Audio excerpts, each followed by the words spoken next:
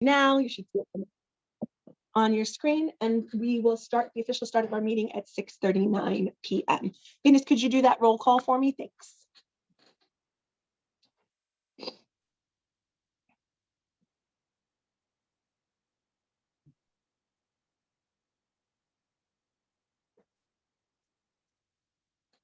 And Venus, I'll make you a co-host as well. If you can do the roll call for me.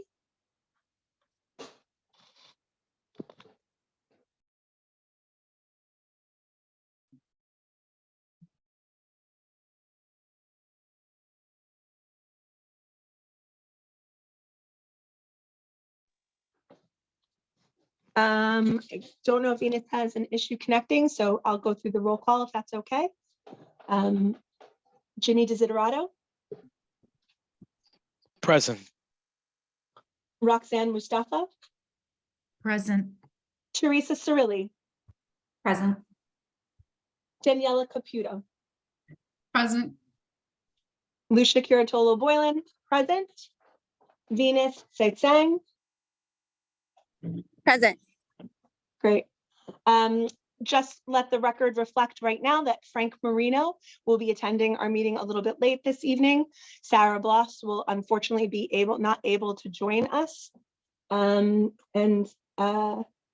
believe that's all of the emails I had and Iga Ozen unfortunately will also not be able to join us this evening. Those 3 members had reached out earlier via correspondence to let us know that they would not be able to attend. Okay, thank you. No problem. Thank you so much. Okay, moving on to the next item in our agenda. I'd like to approve our meeting minutes from February. If you could just share your screen, Teresa, with those meeting minutes. I'd like to let everybody know. It went off again because he climbed in our bed and I tried. Nope. Hang on a second. Thank you. We're all muted.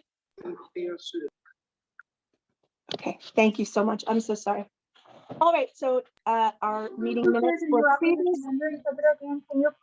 were previously circulated to all of our CEC members prior to our meeting. So this is a review that is done publicly.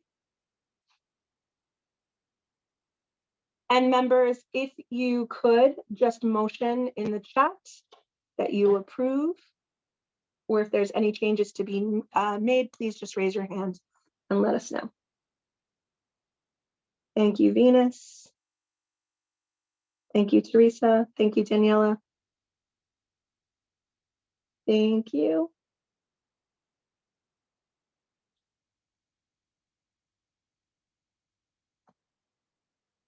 I will also motion. Thank you, Roxanne.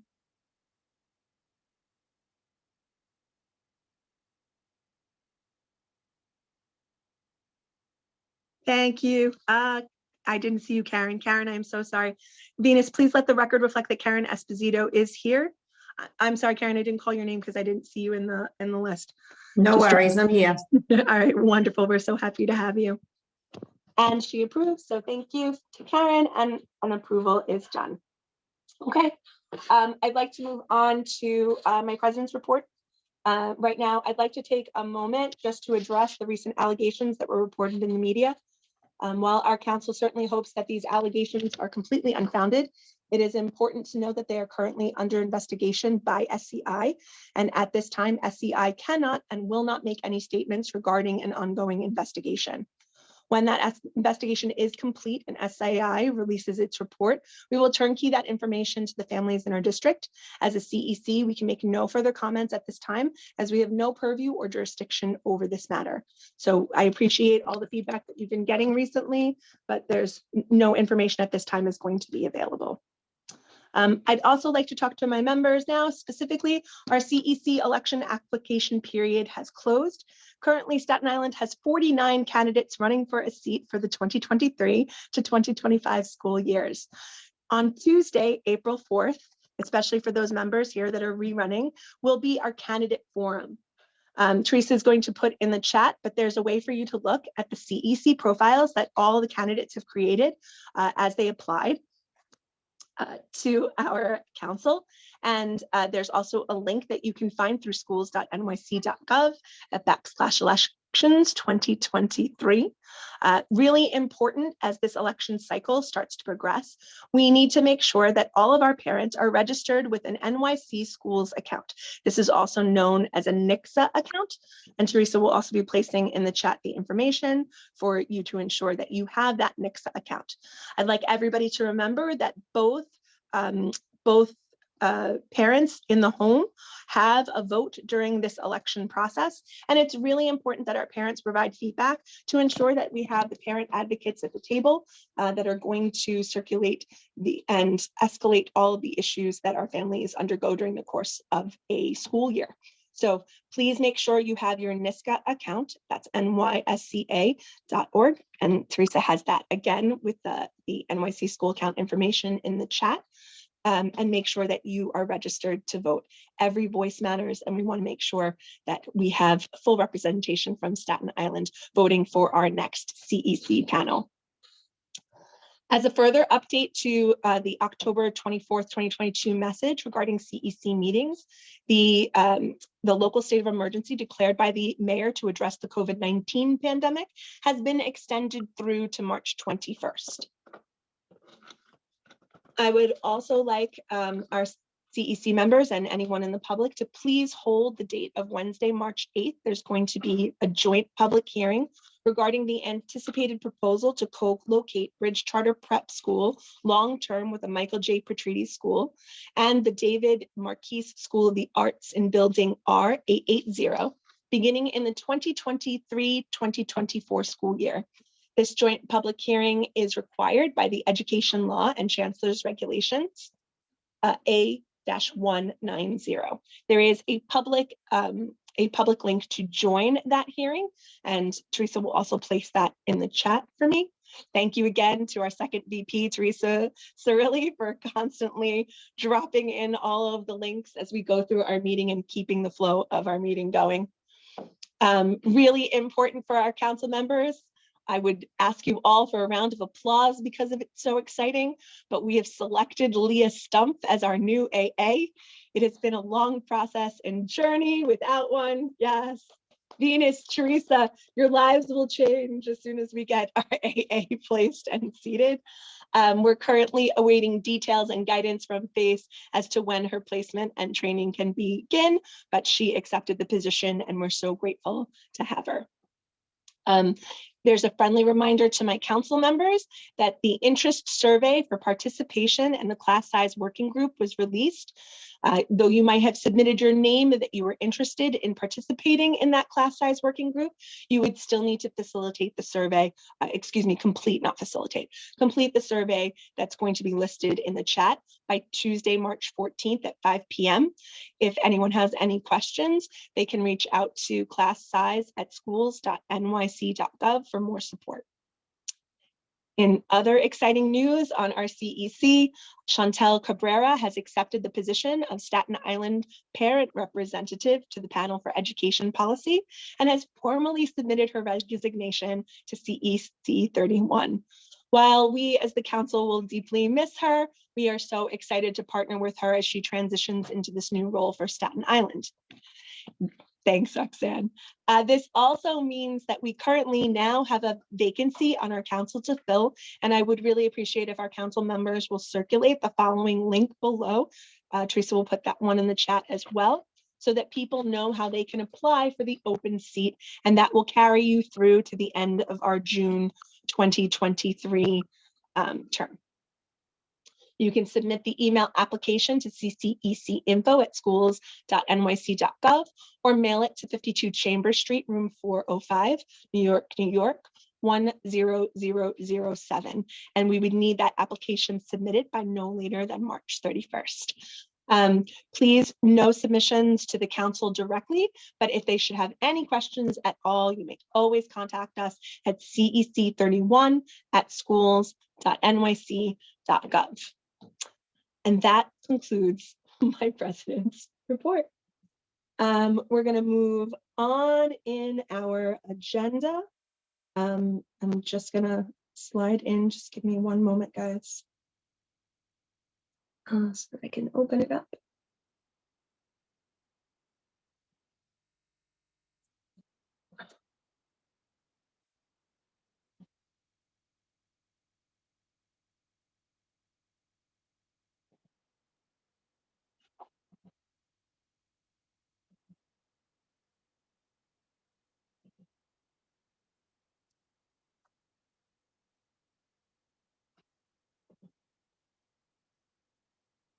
And I'm going to open it up to council members for any reports that they have or any information that they'd like to share right now. Hi, Roxanne, go ahead. Hi, President Lucia. I have a quick parent engagement subcommittee report. I will not be in the next meeting, so I was hoping to be able to share my report now. Absolutely. I'll make it brief. I don't know if we have a quorum to vote, but I was hoping that we could delay a vote for next week. The update is I had a great meeting with the superintendent's office on the idea of running a town hall for District 31. We have a couple of ideas on the table. One idea is centered around having 2 town halls, one for the North Shore, one for the South Shore, in a central location, mostly around the superintendent and Dr. Wilson's staff, and maybe some folks that can come as well to represent the district, supported by the CEC as well as other union friends and teacher representatives.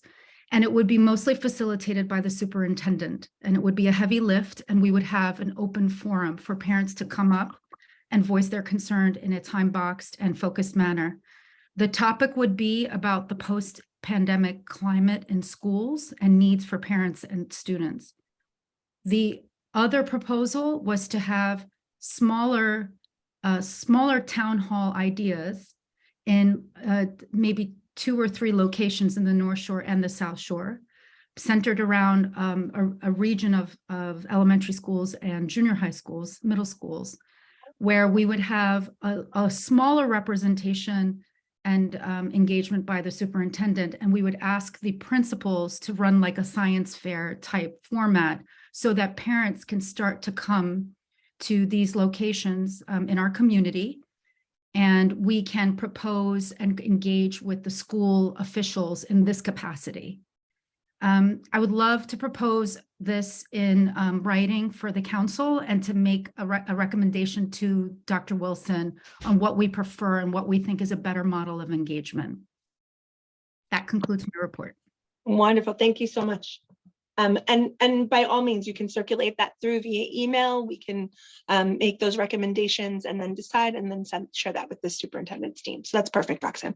The one thing I forgot to mention that I do want to say is we want to focus on the North Shore first. I think my subcommittee members, some of them agree that the North Shore has many concerns that can be addressed with the first town hall. So we'd like to nominate, one of our community centers or our local, congregating areas to be one of the first, whether it's the big town hall or the smaller version. So the only issue would be that we have to hold it in a DOE space. That's required by our CEC council. So we can choose a school that would have a big enough auditorium or a large enough space that will be able to accommodate us on either shore.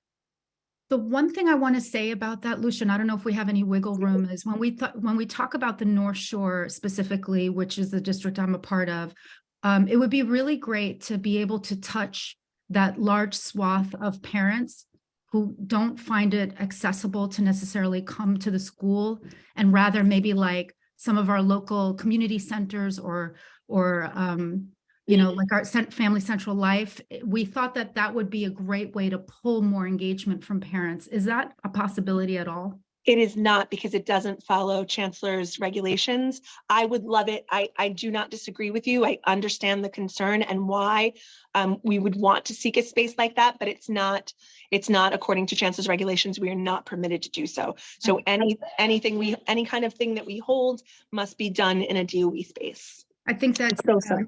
Understood. I think one way to mitigate that then is to make sure that the advertising and the communications goes to these community centers or Yeah. community organization groups to try to pull these parents that have not felt heard either for whatever reason during the pandemic and post-pandemic, and to see if we could make sure that they get the right communication to whatever location we decide on. I know that Jessica was going to kind of run some ideas also, and we're going to tweak these proposals a little bit more, but I would love for the council to have some ideas and make a recommendation of our own. I love it. Thank you so much, Roxanne. I think that's definitely something that we can tackle and make sure that we're reaching out to those families in an engaged way that makes them able to participate and know where they need to be when they want to hear their voices heard. Absolutely. Thank you, Lucia. You're welcome. President Lucia. It's okay. Just Lucia's fine. Anyone else with council members with anything that they'd like to discuss? The floor is open for you now.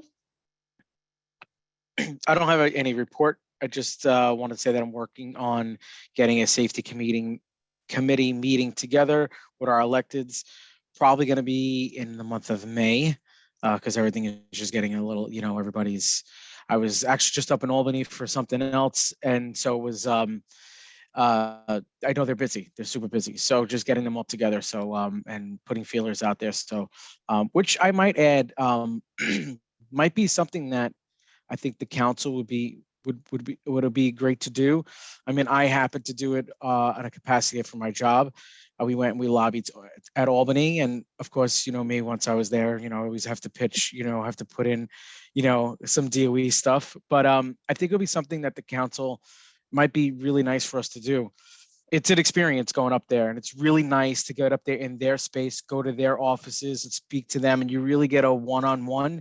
And there's a whole group of people that go there for all different reasons. There was nurses, there was doctors there. It was really cool. And I actually told this to Dr. Wilson there was, I think, about 4 kids from Curtis High School that were walking around Albany and talking to legislators. So it was really cool to see. So I think that would be something that we can really plan, which I think would be really awesome for us to do. I couldn't agree more, Jimmy. I love this idea. And there's nothing more I love than a field trip. Who else would I want to take a field trip with? Any other council members with anything to discuss? I just wanted to add a couple of things. I'm sorry. Yeah, of course, please go ahead. I'm sorry. So the one thing I wanted to, I don't know if we can get a formal answer from, is about, I know that the vaccine mandate was lifted for parents and visitors coming to the building, but we're still doing virtual parent-teacher conferences. So, which, there's nothing like seeing your teacher, talking to your teacher, getting that one-on-one. And I know I don't think the DOE has approved that yet, because I think we're all still virtual. So I was just wondering if either we could get maybe FACE involved to see if we can get, a formal answer onto that. So I believe personally that's something we'd have to reach out to UFT to more formally discuss. Yeah. And we could definitely do something as part of the resolution committee too for that too, Teresa. Excellent idea. And one more thing, and then I'm done. Yeah, so right I have to congratulate one of my principals at IS 72, Miss Jackson, who was recognized this weekend for recognized as a distinguished principal by the Middle School Principals Association.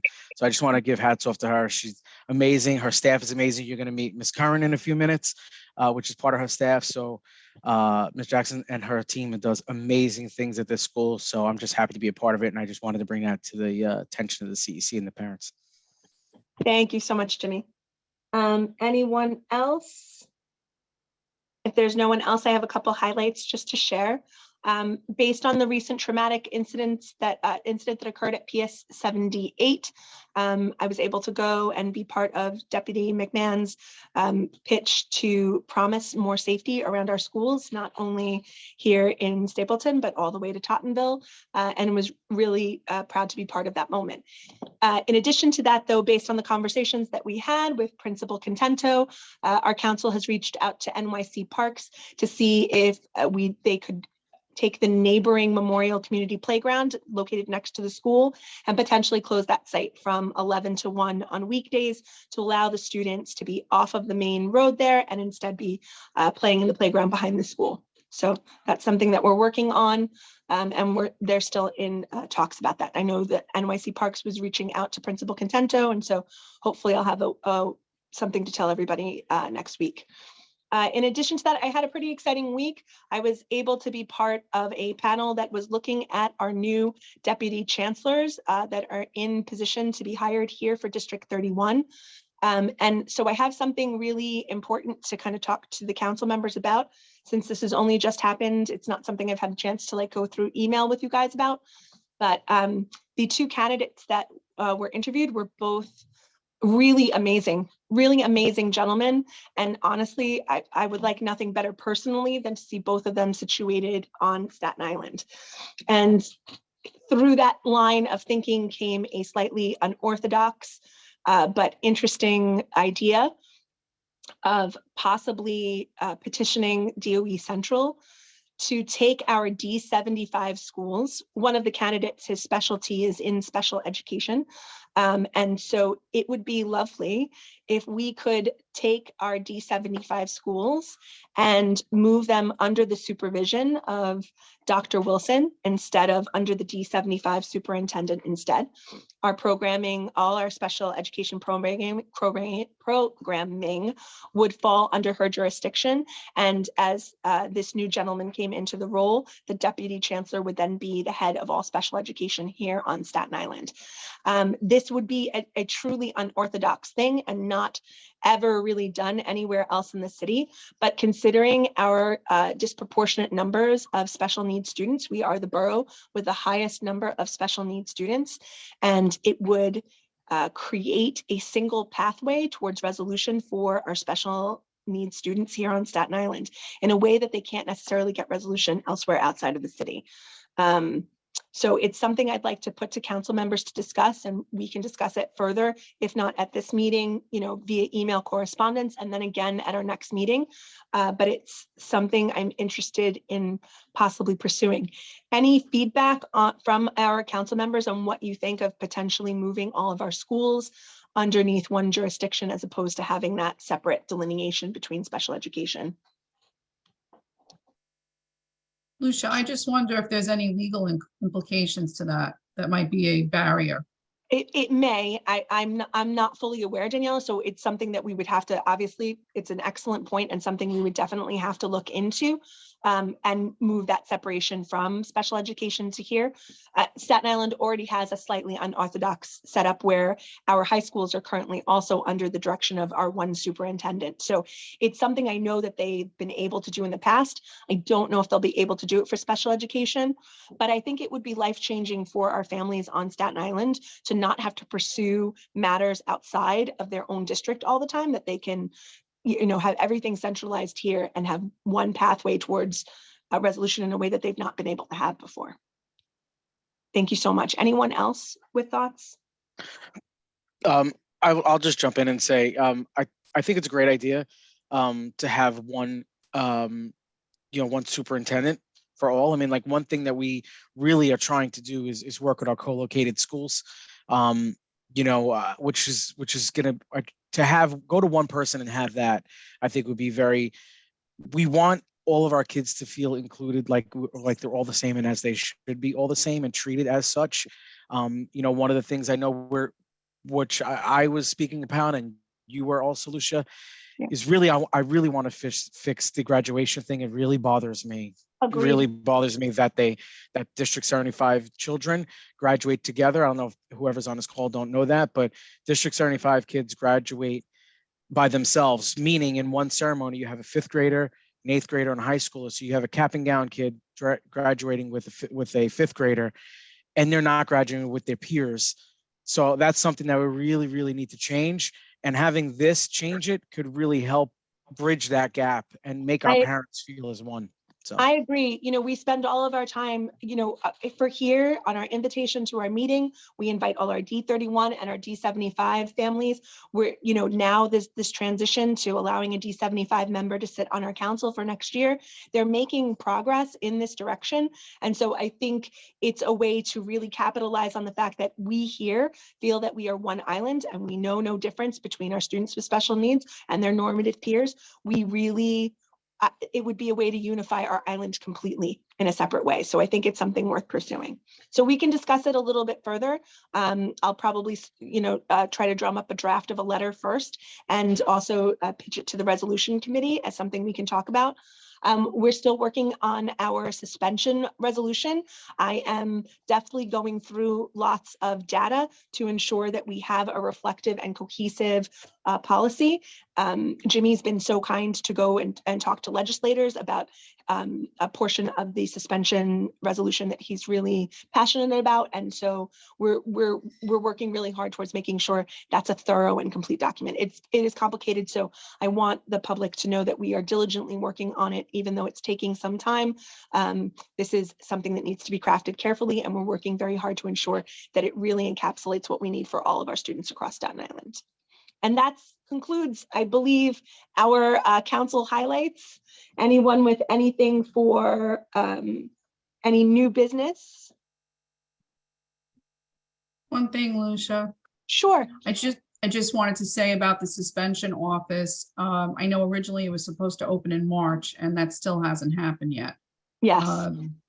So I don't see a lot of movement with that either. So We considering will- that the school year is quickly passing us by. Something else. No problem. I agree. And, Laura Timoney was our kind of like our spokesperson at BP's office to kind of help us through that transition. And I know they're making transitions out of that. I also want to give a big, a big shout out to Laura Timoney, as she has now retired from her position. She has been an amazing asset to our council and an amazing asset to our island. She has really fought for the students of Staten Island the entire time I have known her, and she is a special, special human being. So we will miss her greatly, but we can definitely, we'll follow up with BP's office and reach out to DOE and Central. We'll speak with Amanda Hicks from FACE to find out how long it's going to take to actually open that office. I know there was some issues with the location itself. So, maybe that's just what's going on. Hi, Lucia. Hi, how are you? It's Denise Pacheco from Assemblymember Riley's office. Did you just call on my name? I'm so sorry. Oh, no, I didn't, Denise. That's okay. But we're so happy to have you. I was just giving a shout out to Laura Timoney, but we're so happy to have you here as well. So shout out for you too. Thank you. And I will be on for the rest of the meeting. All right. Wonderful. Thank you so Great. much, Denise. Thank you, Lucia. Okay, if there's no new business from any other council members, then I'd like to move for a motion to adjourn. I'll make a motion to adjourn. Thank you so much, Teresa. Do I have a second for that motion, please? A second. Thank you, Jimmy. All right, so folks, we are on pause. The time currently is 7:06. I'm going to pause our recording, and I'm going to give everybody 4 minutes, and we'll rejoin for our calendar meeting. I'm sorry, it's running about 10 minutes late, and we'll resume that meeting at 7:10.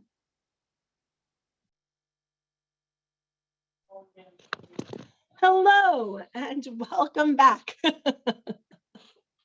My name is Lucia Curatolo Boylan. I am your current CEC president, and I'd like to thank everyone for coming to our CEC District 31 annual calendar meeting, monthly calendar meeting for March. So thank you all for joining us. I want to just start by introducing our interpretation lines. If any of our translators would like to introduce themselves and allow the current audience members to know how they can join us with our translatable lines in Russian, Spanish, and Mandarin.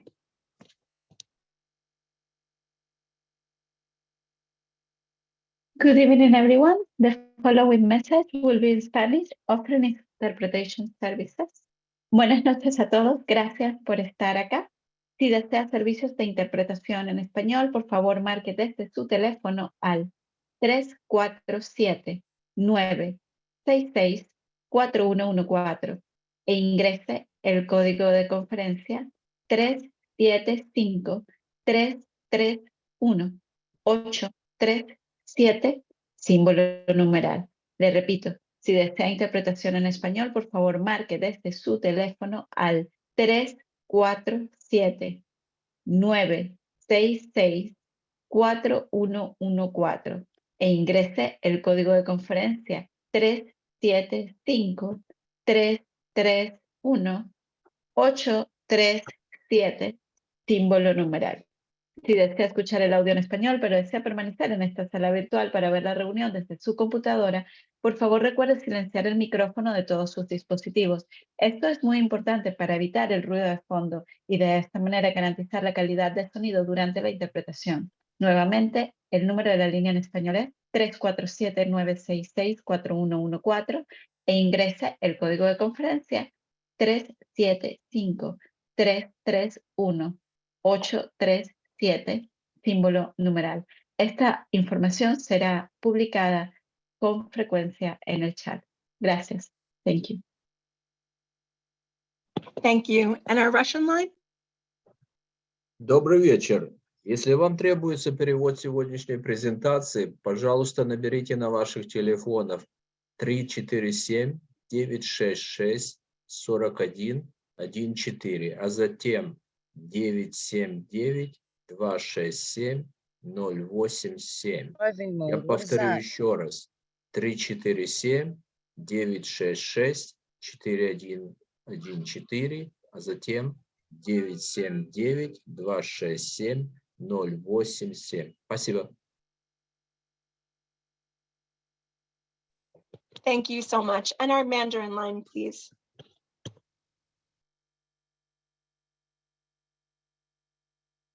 大家晚上好，如果想要收听华语翻译，请拨入电话号码347-966-4114，并输入密码979-267-087，然后按井字。如果想要收听华语翻译，同时留在这个Zoom会议室上，以便在电脑上收看会议，请把你的电脑和电话都调到静音，然后在你的电话上输入会议专线。重复一次，华语专线会议专线的电话号码347-966-4114，密码是979-267-087，然后按井字。Thank you. Thank you so much. Teresa, if you wouldn't mind just placing up our codes of conduct. I just want to let everyone know for all of our CEC meetings, we have a codes of conduct that we like to follow here. Our codes of meeting conduct are as follows. We have expectations regarding safety, that we create a safe space for our members, our community, and guests. Everyone is welcome, and we value each individual and their opportunity to be here. We have an expectation of respect, that each person is entitled to their opinions, and we're all free to respectfully disagree. We respect and hear all opinions in turn and ask the same from our community. For active listening, we are creating a space to hear information, issues, and concerns. We ask that you're mindful in the space by holding interruptions and keeping any crosstalk and in the chat to a minimum. Responsibility, we are creating a shared space and we all have a stake in maintaining it. Our members and community must partner together to maintain these meeting norms in order to have effective and meaningful exchange. The structure of commenting and participation at our meeting is as follows. Our chat feature will be enabled and disabled throughout our meeting. When disabled, it is to allow the members in the community to successfully engage in active listening. We respect and value community feedback and will always re-enable our chat feature. There is an opportunity to sign up to speak when registering at our meeting and again during the meeting from 7 to 7:15. The sign up will close at that time and no additional speakers will be added as we're being mindful and respectful of the time people have dedicated in order to participate in this meeting.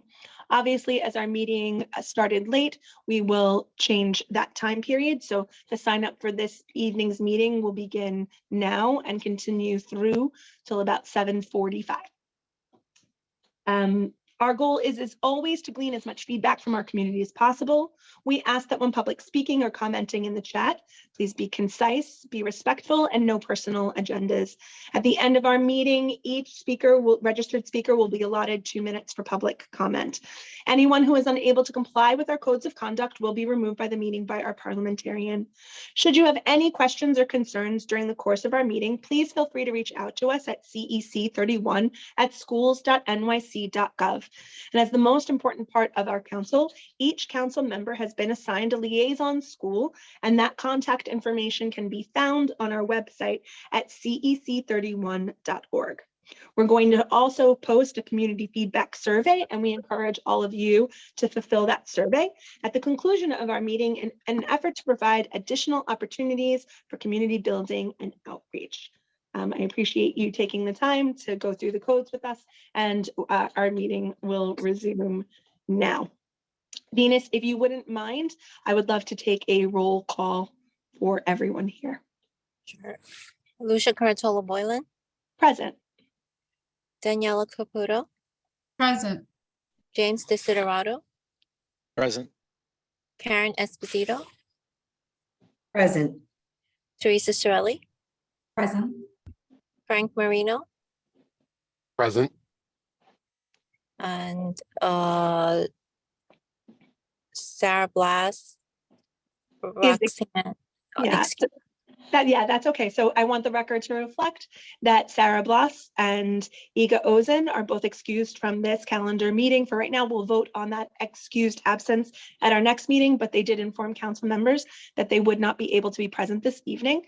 And in addition, Roxanne Mustafa had to leave our previous meeting. She was present at our business meeting, but will not be able to be present during our calendar meeting. If she's able to rejoin, she will. Okay. I think that's all of us, right, Venus? Did I forget anybody?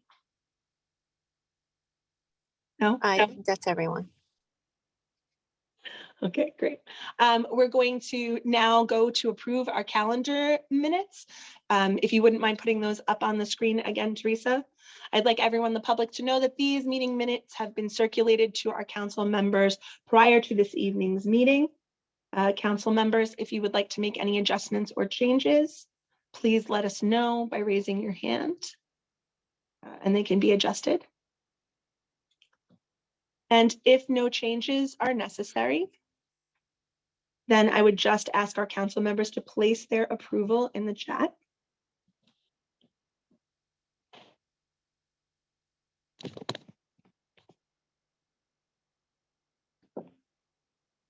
Thank you, Venus, for your approval. I approve. Thank you, Teresa. Thank you, Daniela. Thank you, Karen. Thank you, Frank.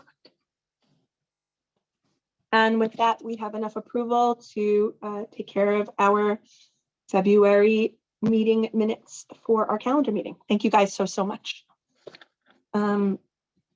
I'm going to go really quickly now to our presentations and public comment on our presentations. We're really excited this evening. We have a couple different presentations planned. We're doing a Pathways to Graduation, which is a program run by our guest speaker tonight, Donnie Swanson from D75. Donnie, I'm going to just make you a co-host now, so you should be able to share your screen.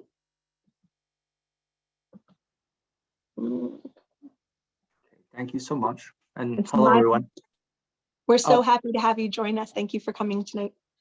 Not a problem. If I may, just one quick correction. I am actually not from District 75, but from Oh, District 79. 79. I'm sorry. Did I say No, no. 75? I meant 79. No, I'm it's so okay. sorry. Yeah, I actually used to work in District 75 prior to this role. So, and I see some wonderful people that I have to say hello to across the board from District 31. So please, first, let me just say hello to everyone and thank you for having me. I am going to share my screen for a quick moment, and I just want to make sure that everybody can see. Can I just make sure that everybody can see? Anyone? Just give me a thumbs up. All right, perfect. All right, so let me just start this off. Okay, so everyone, thank you for having me. Just going to hide this for a moment, so that way it's out of the way. Perfect. So my name is Donnie Swanson, and I'm coming to you today to speak to you a little bit about Pathways to Graduation, a District 79 program, which works in partnership with District 31, District 75, and our community partners to support students who may not have found success in a traditional environment so that they can receive a diploma option and get support beyond academics. Before as I go, I wanted to share with you a video that the students put together to showcase our program in partnership with Gotham Trinity Productions.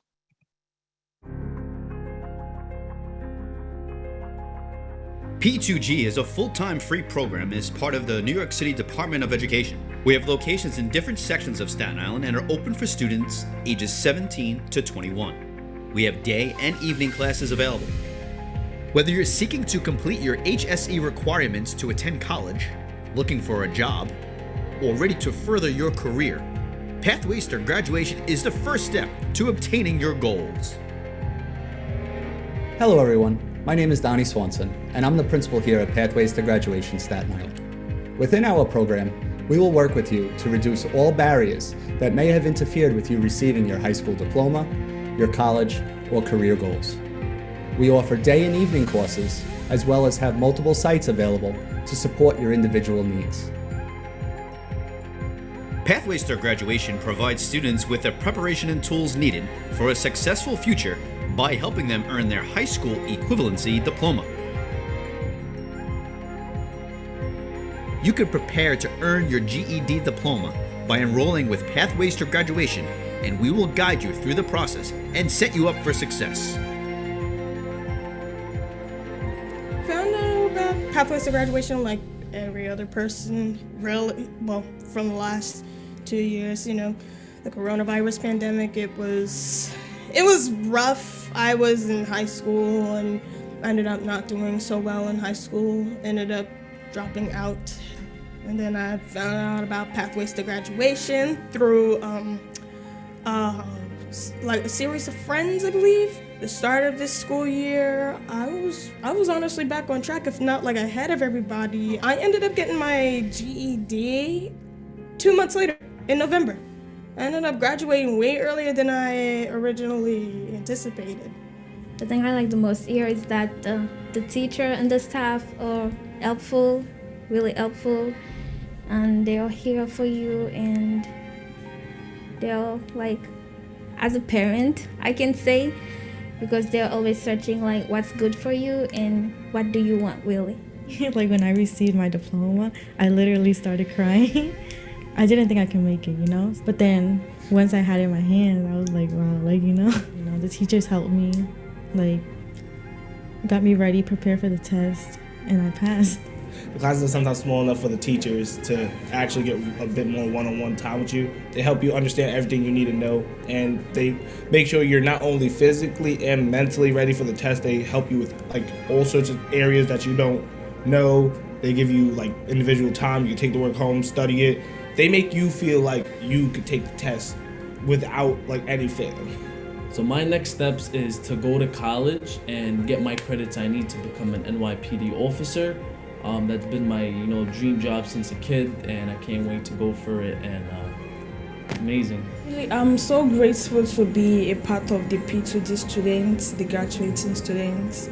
I'm so excited. I hope I make them proud and be one of the best nursing students that will come out from P2D. Thank you. We were very proud of the students to put that together. And all the students that you saw in that video are now graduates from our program. And what I mean by, and I'll talk a little bit about it, but when they graduate from our program, they also graduate and support the District 31 schools as well. So as I continue, I'll be able to answer those questions. But let me explain a little bit about our program. It's open enrollment, which means students can enroll on any given day, even on June 26th. And we do not necessarily have a credit requirement for them to enroll in our program. What we do look at is their Regents scores. So if a student comes in with, let's say, an ELA Regents, they do not need to take that section of the GED. There are 4 sections of the GED. There's RLA, which translates to the ELA, which for RLA, I apologize for the acronym, but it's Reasoning Through Language Arts. The second one is Social Studies, Science, and Mathematics. So as the students either pass or have a Regents waived, they no longer need to take those sections of the GED and do not need to be within class for the entire day, almost like a senior would be at the end of their career.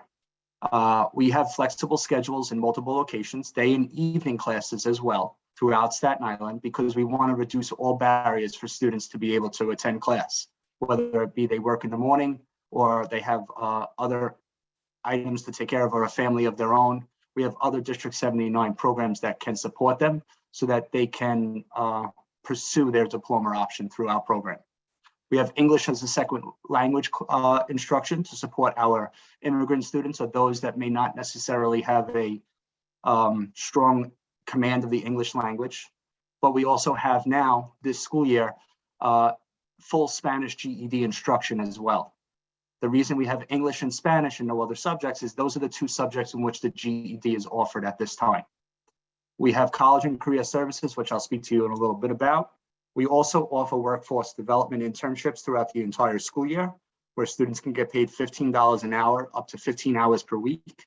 And we have immigrant services and legal support to support our students looking to obtain documentation to become a citizen here within the United States. They will not necessarily represent you in court to get citizenship, but they will support you through their partners and offer free legal support as they move on.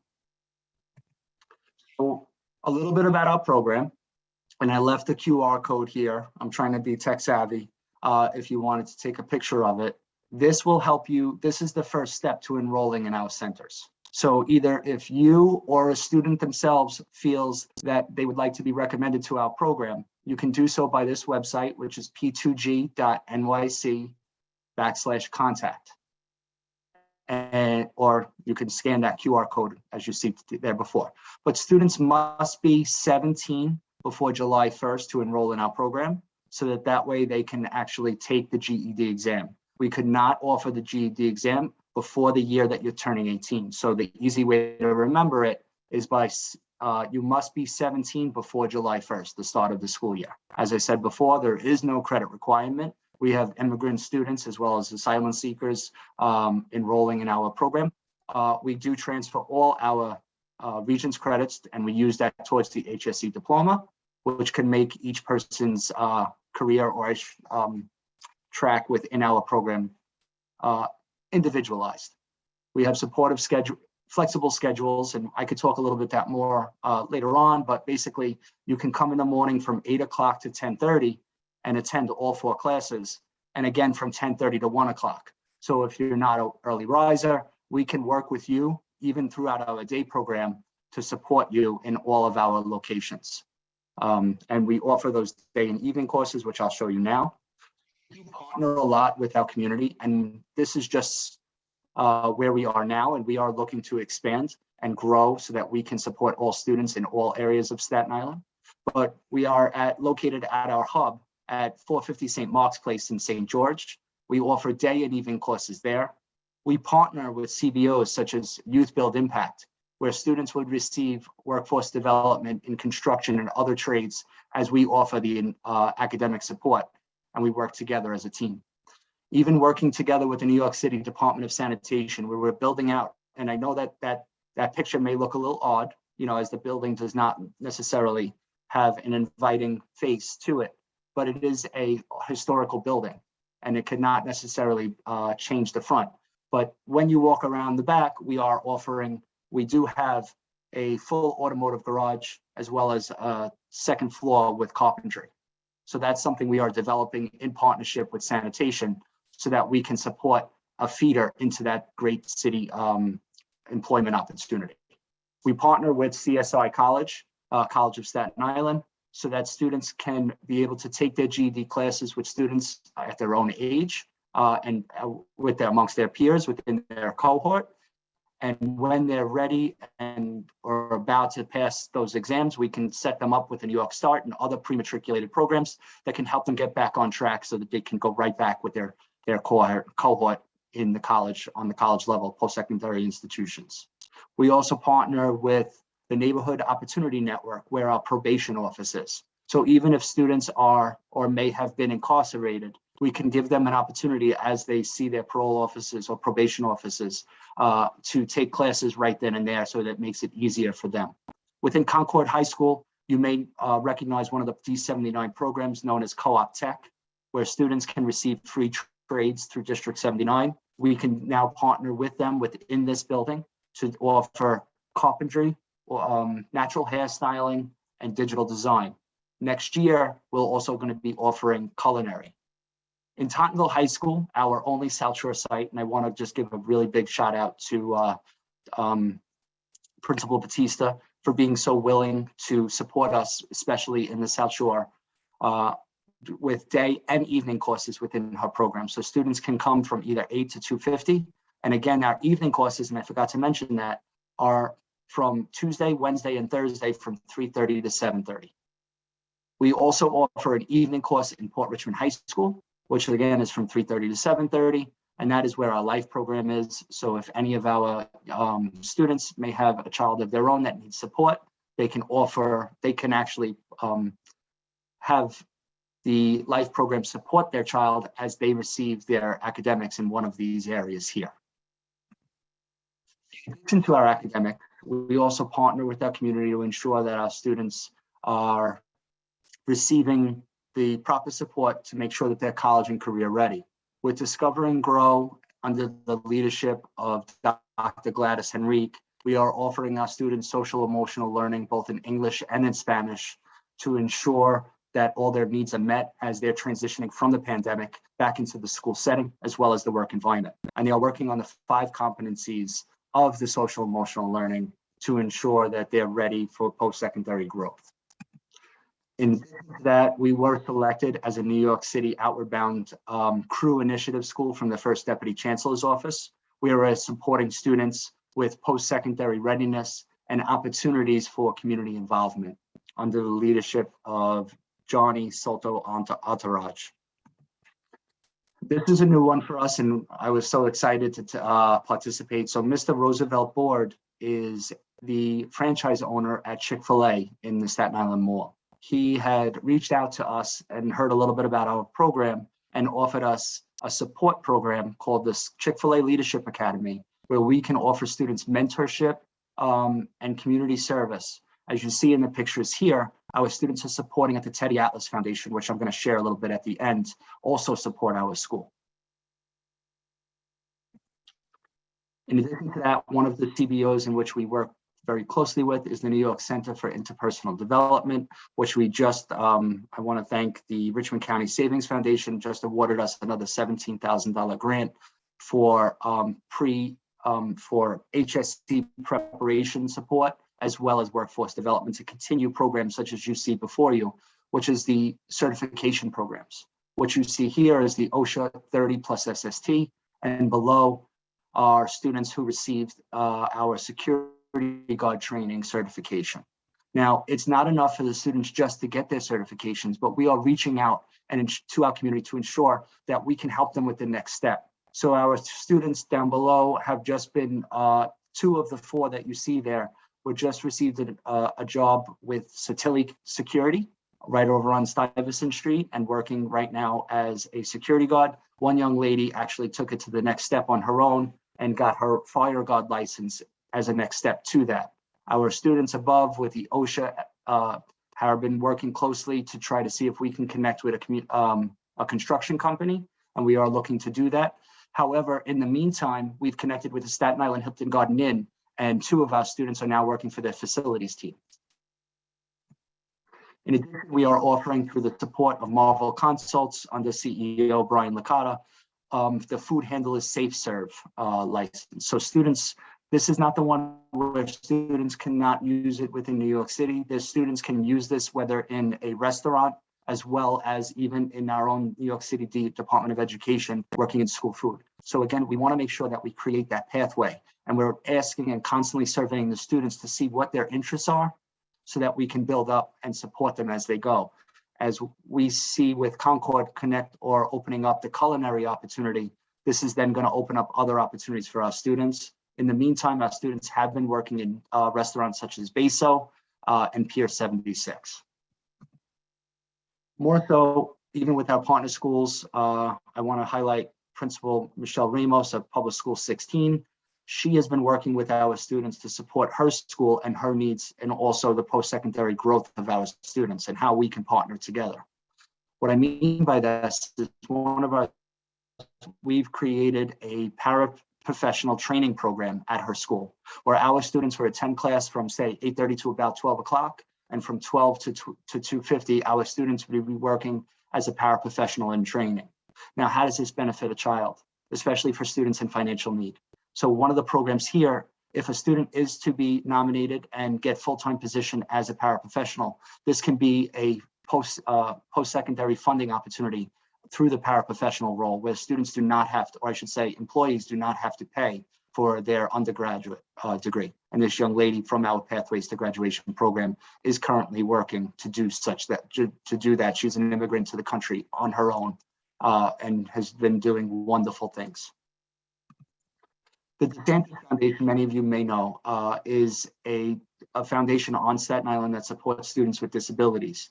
And through their support of Michelle and Carmine DeSantis and Jason Chazanoff, we were able to secure the services of transfer. Now, as you see in the picture, Staten Island may or may not necessarily, depending on who you ask, have the industrial rich environments where students can partake, especially without having to fear the opportunity of a student getting hurt if they don't have the experience in one of the career fields. But through virtual reality, we were able to offer 40 different career exploration opportunities. And if a student does like one of those careers, we're able to offer then through another mass called All Access through their program, 40 hours of instruction through that program. And this way students can lead towards informing their IEP transition sections, and also having to be able to connect their interests and preferences to a career of their choice. One of the other options, and one of the other supports is through the Dr. Teddy Atlas Foundation. They are ensuring that our students or those that are in financial need are receiving food on a bi-weekly basis to bring home to their families. They also support us during the holidays and opened up their doors to our students during for their food bank whenever needed. So to ensure that we're always taking care of not just our students, but our families as well. Our Transition and College Access Center are supporting our students with disabilities beyond the classroom to offer pre-ETS, pre-employment training services. So students can receive one-on-one training with our Transition and College Access Center to ensure that they're receiving the post-secondary supports needed to advance their career in either education, employment, or independent living. And that is under the direction of Borough Director Amoy Barnes. We're also, and I'm going to speak to it in a little bit, but we're also seeing a large influx of students with IEPs come into the program, and we want to make sure that our staff are up on all the different strategies and supports. So we've partnered with the Staten Island Regional Partnership Center under the direction of Victoria Salerno to ensure that our staff have all the best practices and supports to ensure our students with disabilities have an equitable chance to ensure their growth and diploma. And what I was getting at, without having to say, is we just created a new partnership with the Hungerford School. And we started it off as a pilot, but this pilot has been going very well. And we're looking to expand it at this point. We took 9 students who were alternate assessment, and we gave them an opportunity through the support of Hungerford to select them. And we're giving them an opportunity to receive their GED instruction, their HSE diploma through our GED classes. So students through this internship program, they have an inclusion teacher, inclusion para, are attending all the classes with our current students and working towards the diploma or passing each of the GED tests. Now, I want to point out, without having to speak about specific students, but some of those students in that room went from 2nd or 3rd grade level in terms of taking a test for the first time ever within a state test, I should say, to now only being 1 or 2 points short of passing the exam, which is at a 9th and 10th grade level. So we're extremely excited to see within just a short time the great success that has happened here. And we are looking to partner more with our District 31 schools to do such the same. We have some exciting partnerships coming up, or I should say meetings coming up to do just that, because if it worked in one district, why can't we work for all? You know, this is not necessarily have to be just between a District 79 and a District 75 program. We could open us up to students with who are alternate assessment within District 31 as well, and give them the opportunity that they deserve. To make this happen, these are just a few of the partners that you see to make our small space a success. And I got to tell you, on an everyday basis, students are always putting themselves, and staff are always putting the students, I should say, at the forefront of every decision to make sure that they're advancing their career and opportunities as they move forward. If you do get a chance, Please follow us on social media. You could see and keep updated on all the wonderful things that are taking place within our program as we move forward. We're constantly trying to get the word out and partner with our city agencies as well as our CBOs to make new pathways to graduation for all our students. You know, you have to think creatively, and I'm blessed to work with an amazing staff and a neighboring district with the District 31 superintendent's team, as well as our local high schools, to create opportunities and work with students one-on-one to see what the best option for them is in order to find a diploma option and move on to a career. I'm going to stop and thank you. Donnie, I just want to say thank you so much for joining us tonight and sharing all of the incredible information that you have about pathways to graduation. I knew this was a really important issue for a lot of our council members and ties into a lot of the work that we do here on CEC 31.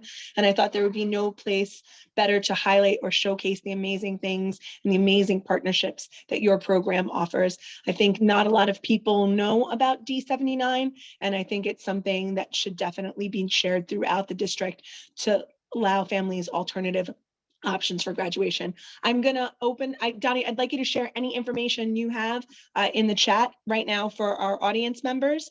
I'm going to open it up first to our council members for any questions, and then I'll open it up to public comment on this presentation. So any council members with anything?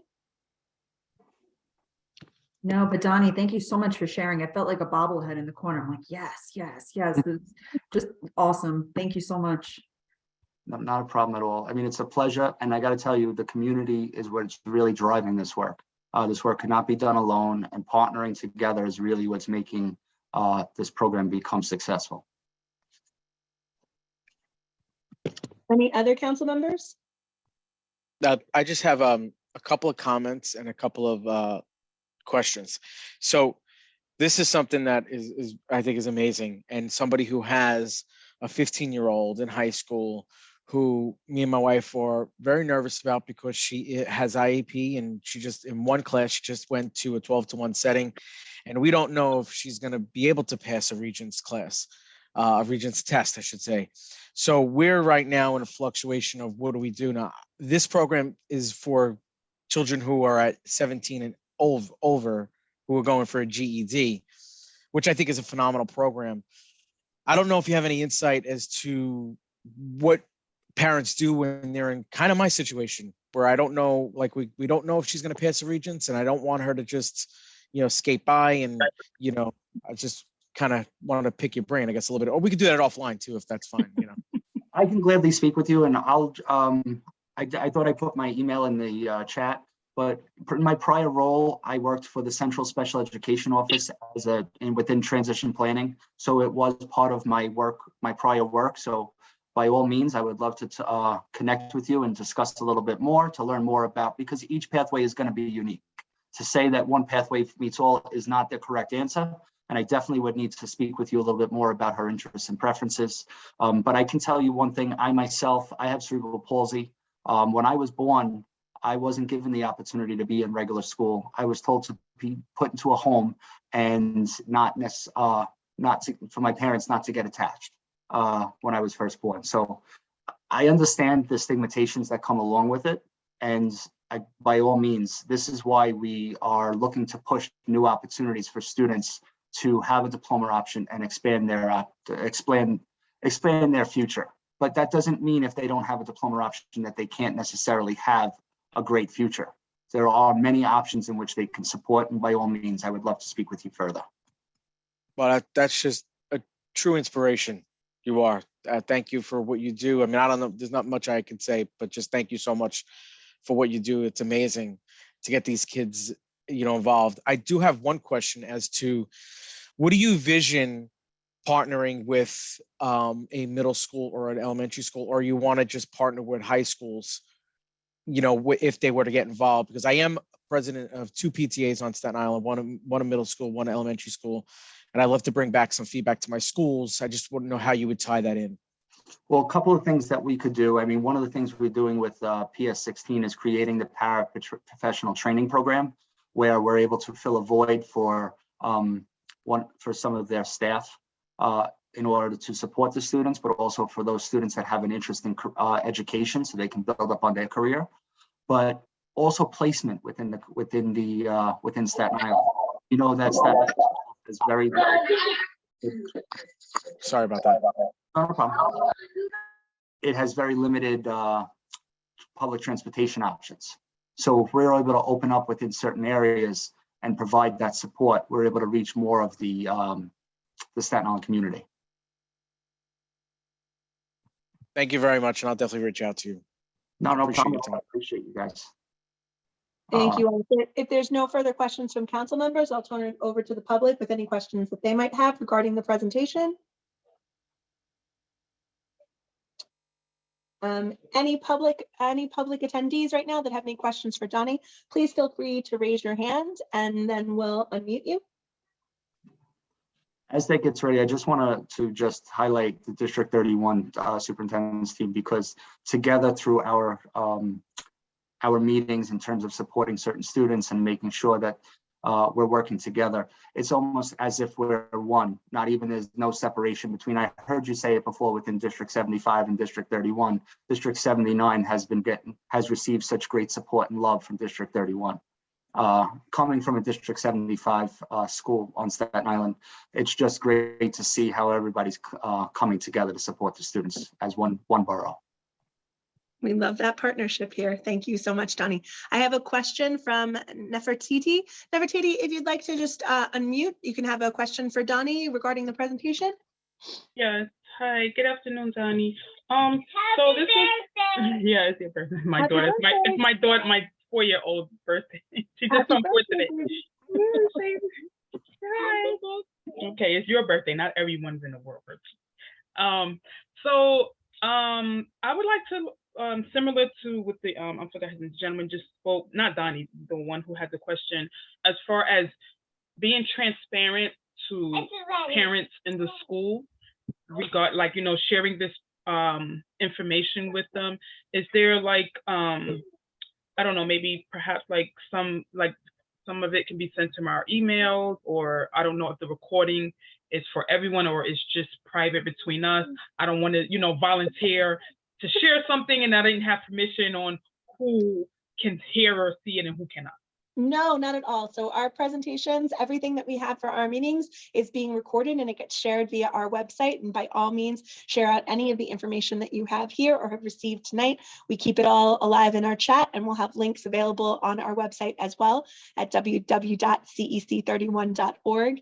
And, it's a good drive if you're hearing, Nefertiti, if you're feeling like you don't have information like this available at the schools on your level, or know of other friends that don't have this information available to them, we'll reach out to the district to make sure that they have access to D79, excuse me, I did it again, Donnie, D79, and are able to reach out to Donnie Swanson and sign up for Pathways for Graduation. So, okay, share. I just add one quick thing. Donnie, that was amazing. I'm so proud of you. Oh my goodness. You know how I feel about you already. But to Ms. Nefertiti, shameless plug, download our district app and we'll make sure that all the resources that Donnie puts out, the presentation, it's in there. So you'll have it at your leisure, and we'll send push notifications. So Jessica, you know what we got to do. All right. Thank you so much. Thank you so much. And listen, if there's anything I can do in the meantime, don't hesitate to reach out. Some of the other programs in which we have starting up now, which I think are really cool, we have drone pilot certification, and that we're trying to get ahead of the ball here, because as the FAA gets approval in New York City, Amazon, Google Wing, and Walmart are going to start to do drone deliveries.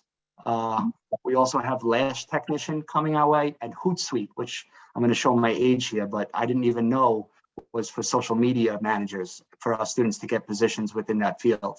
So yeah, and then the last thing to tell you, please don't feel bad if you didn't know about District 79. I'm probably going to get myself in trouble here, but in my 19 years, I didn't know about District 79's Pathway to Graduation until my 16th year within the DOE.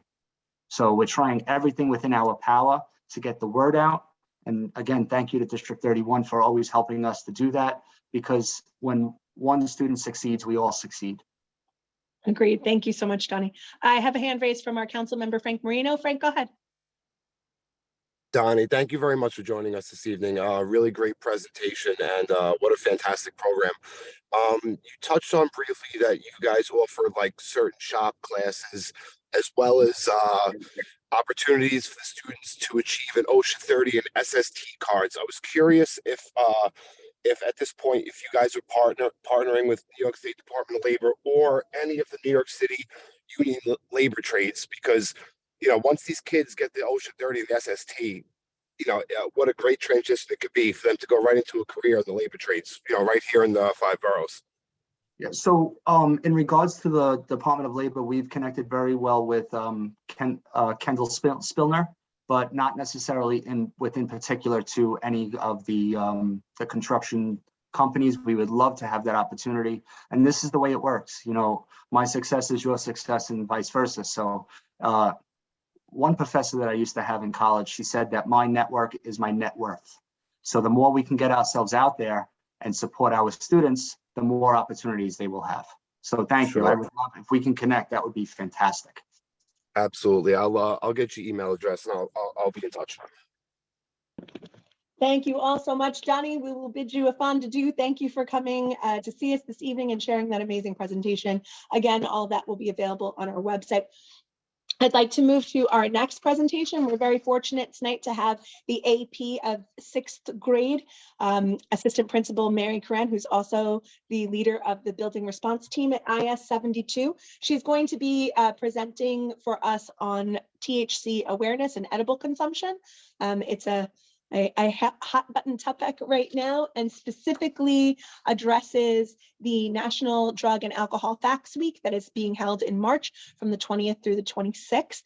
It's a week-long health observance that inspires dialogue about science of drug use and addiction among youth. And so we thought this would be a great presentation to bring you guys with that awareness here in March. So I'm going to turn it over to Mary. I'm going to give you, I'm going to make you a co-host so that you're able to share your screen. Find her. Good evening, everyone.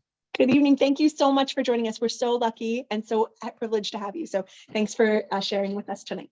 Thanks. I will share my screen. I want everyone to know that I am definitely a nerd. I always say I used to be a nerd. My husband says I can't say that. I'm still a nerd because it was only about a year and a half ago that I was at a meeting when this was presented, and I thought, my goodness, this has to get out there for people to know. So I checked with my 7 siblings and my slew of nieces and nephews, and very few of them even knew what I was referring to. So I said, my grandma always gave us candies, right? Everybody loved lifesavers, and there's very few people who say they don't like lifesavers, and even fewer people who say that they've never had a lifesaver. I think everybody likes candy.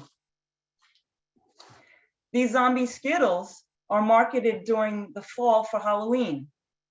The flavors include mummified melon, chilling black cherry, blood red berry, boogeyman blackberry.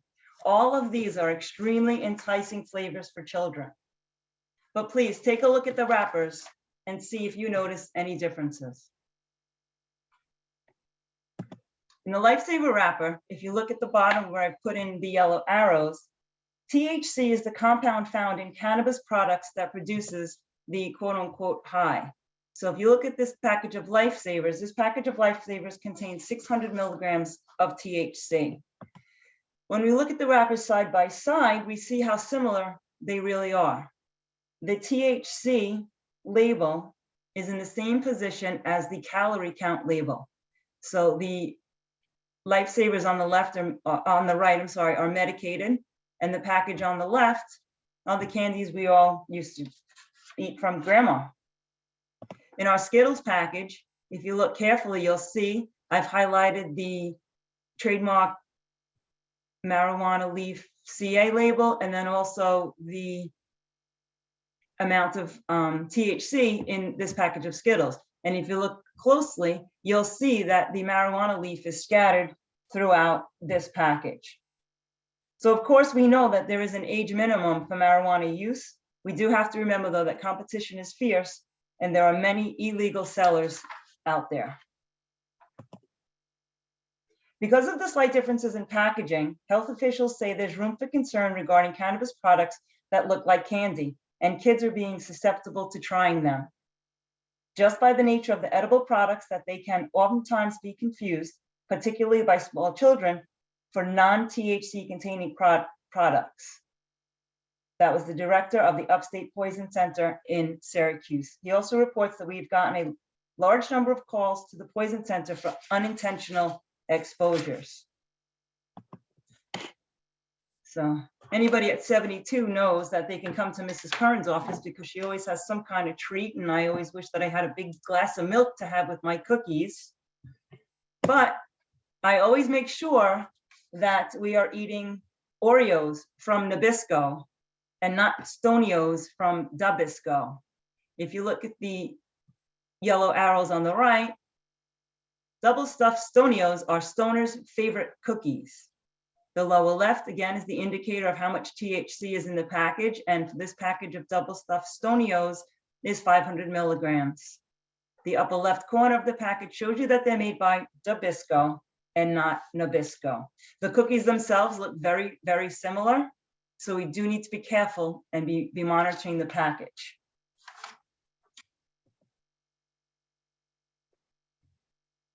Each package of Chips Ahoy consists of 4 individual cookies totaling 1,000 milligrams of THC. The advertising says, enjoy the comforting taste of these classic cookies that are sure to be a household favorite. Make lunches at school or work more exciting by including Chips Ahoy, chocolate chip cookies, or grab a pack to prep for a party or a gathering. Now, when you really look at them, it is scary how close they resemble each other. So having worked in middle school for years, I know that middle schoolers love graphic novels, they love gaming. I looked at this piece of chocolate and said, wow, this really is bad, because the children will think, oh, it goes along with such and such novel or such and such game. Well, psychedelic mushrooms are one of the oldest and safest traditional medicines in the world and have been for centuries. 1-Up mushroom bars are infused with 3.5 grams of mushrooms and are available in 5 delicious flavors, reads the caption to this piece of chocolate. When I went on this website, the only certification I needed was to just type in my birthday. And once I put in my birthday, I was able to move on and add this chocolate to my cart. This website I bring up because information is so readily available about a variety of drug topics, I find it to be scary.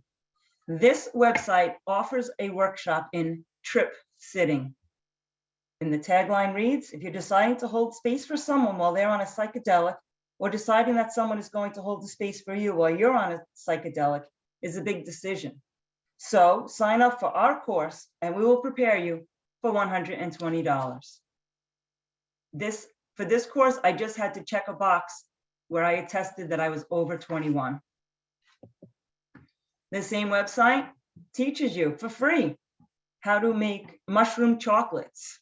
Now I have cut off the bottom of the directions, but if you look at that picture, they just look like cute little chocolate pieces that children could certainly mistake for chocolates instead of chocolates with mushrooms in them. Investigators seized 15,000 rainbow-colored fentanyl pills packed in Lego boxes from a New Jersey woman this past fall, according to the Drug Enforcement Administration. Often referred to as rainbow fentanyl, authorities warn that the multicolored pills are being widely distributed in New York City and throughout the United States in time for Halloween, parties, and trick-or-treating. The CDC has recently reported that since marijuana use has been legalized in some states, accidental marijuana poisonings in children have increased, sometimes requiring visits to the emergency room or hospitalizations. Products with counterfeit labels and items laced with THC were discovered across the state in convenience stores, vape shops, gas stations, and even some small retail locations. Candy and cookie-laced THC is readily available. I did prepare for tonight, and I was able to get on many websites and gather information. And again, the two that I pursued the longest, I just had to type in my birthday, And the other one was just to check a box to say, yes, I am 21. So although legal for adults, we need to be reminded that the packaging is deceiving. We need children to understand that these simple differences make a big, big difference. People young and old need to be exposed to the minimal differences in the packaging so these items are not consumed by mistake. These are not child resistant, they are really child enticing. Some major candy companies know, the kids know what they look like, so they're just grabbing them or taking them and ingesting them and not realizing that they are not pure candy. So the fear of danger has really been removed by the marketers. So what can we do? We need to keep these away from children and treat them like we would any other medicine. Perhaps we should put them in a child-proof container of some type. If you have children at home that are old enough, expose them to the different packaging. Explain to them what that leaf looks like, or explain that they should look for the calorie count or the THC level. Of more than 7,000 reports, researchers were able to track the outcomes of 5,000 cases. They found that nearly 600 kids, or about 8%, were admitted to critical care units, most often with depressed breathing or even put into a coma. Nearly 15% were admitted to non-critical care units, and more than a third was seen in emergency rooms. Drowsiness, breathing problems, fast heart, and vomiting were the most common symptoms. The National Poison Data Center says that more than half of the children were toddlers. 90% of the children who obtain these edibles obtain them from home. So we need to know that whether it's in our home or somebody else's home, these items need to be secured. So what do? We need to increase awareness. And I hope that that was helpful and we can get the word out to others. I can't thank you enough, AP Karen. This is a really sensitive topic now, considering that there are 6 dispensaries set to open here on Staten Island.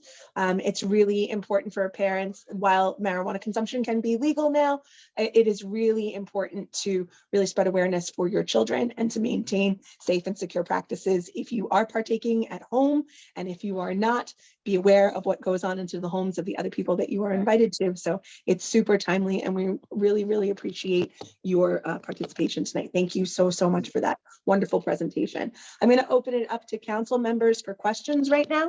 Any council members with a question or a comment for Principal AP Karen?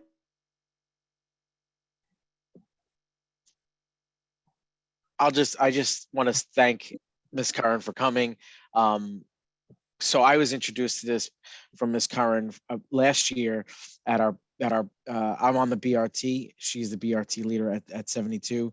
And this is one thing that she always presents. And she always also gives us the latest TikTok craze that these kids are doing too, which is really, all these challenges that these kids are doing. So it's really something, too. And we also had, it was reported in the advance that we had a child who attended at home a Super Bowl party, came home, and unfortunately they ingested one of these, treats or whatever at a party, and an adult party, wasn't a kid party. So it could happen. And if you look at some of the stores too, there are some stores that sell these openly at some of these delis. So you really have to look at what's out there. And this was just fantastic work, which is not surprising coming from 72.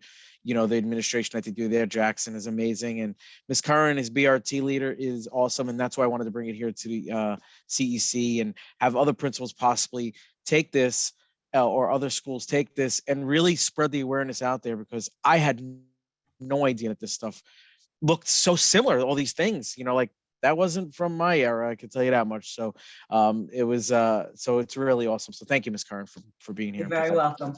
AP Karen, there's also some feedback in our chat, some people that'd be interested in perhaps having you give this demonstration at one of their meetings. So if you'd be so kind as to forward some contact information for yourself in the chat, we'd really appreciate it.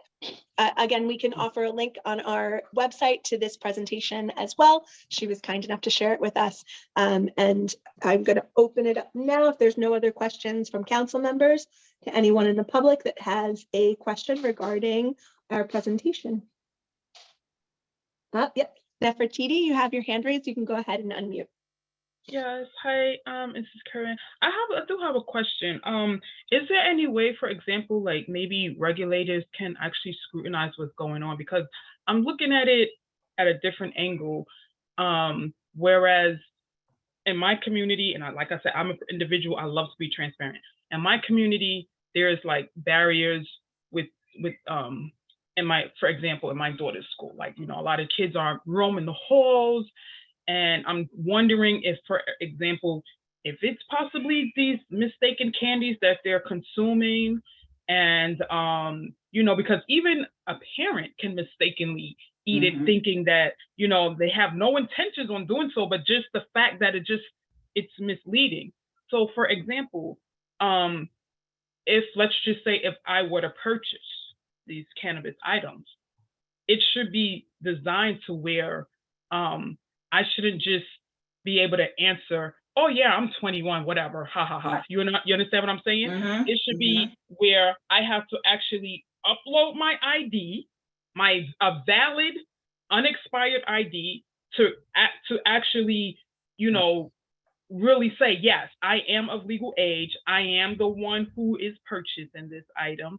And, you know, even if to go more in depth, provide my number where they're, you know, send me a text. Is it really you? Like, it shouldn't be just, you know, open to where a 10-year-old, for example, can lie and say, yeah, I'm 21.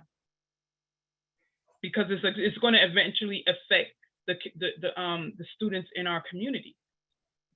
Absolutely. I was very disheartened by how easy it was for me to put items in my shopping cart.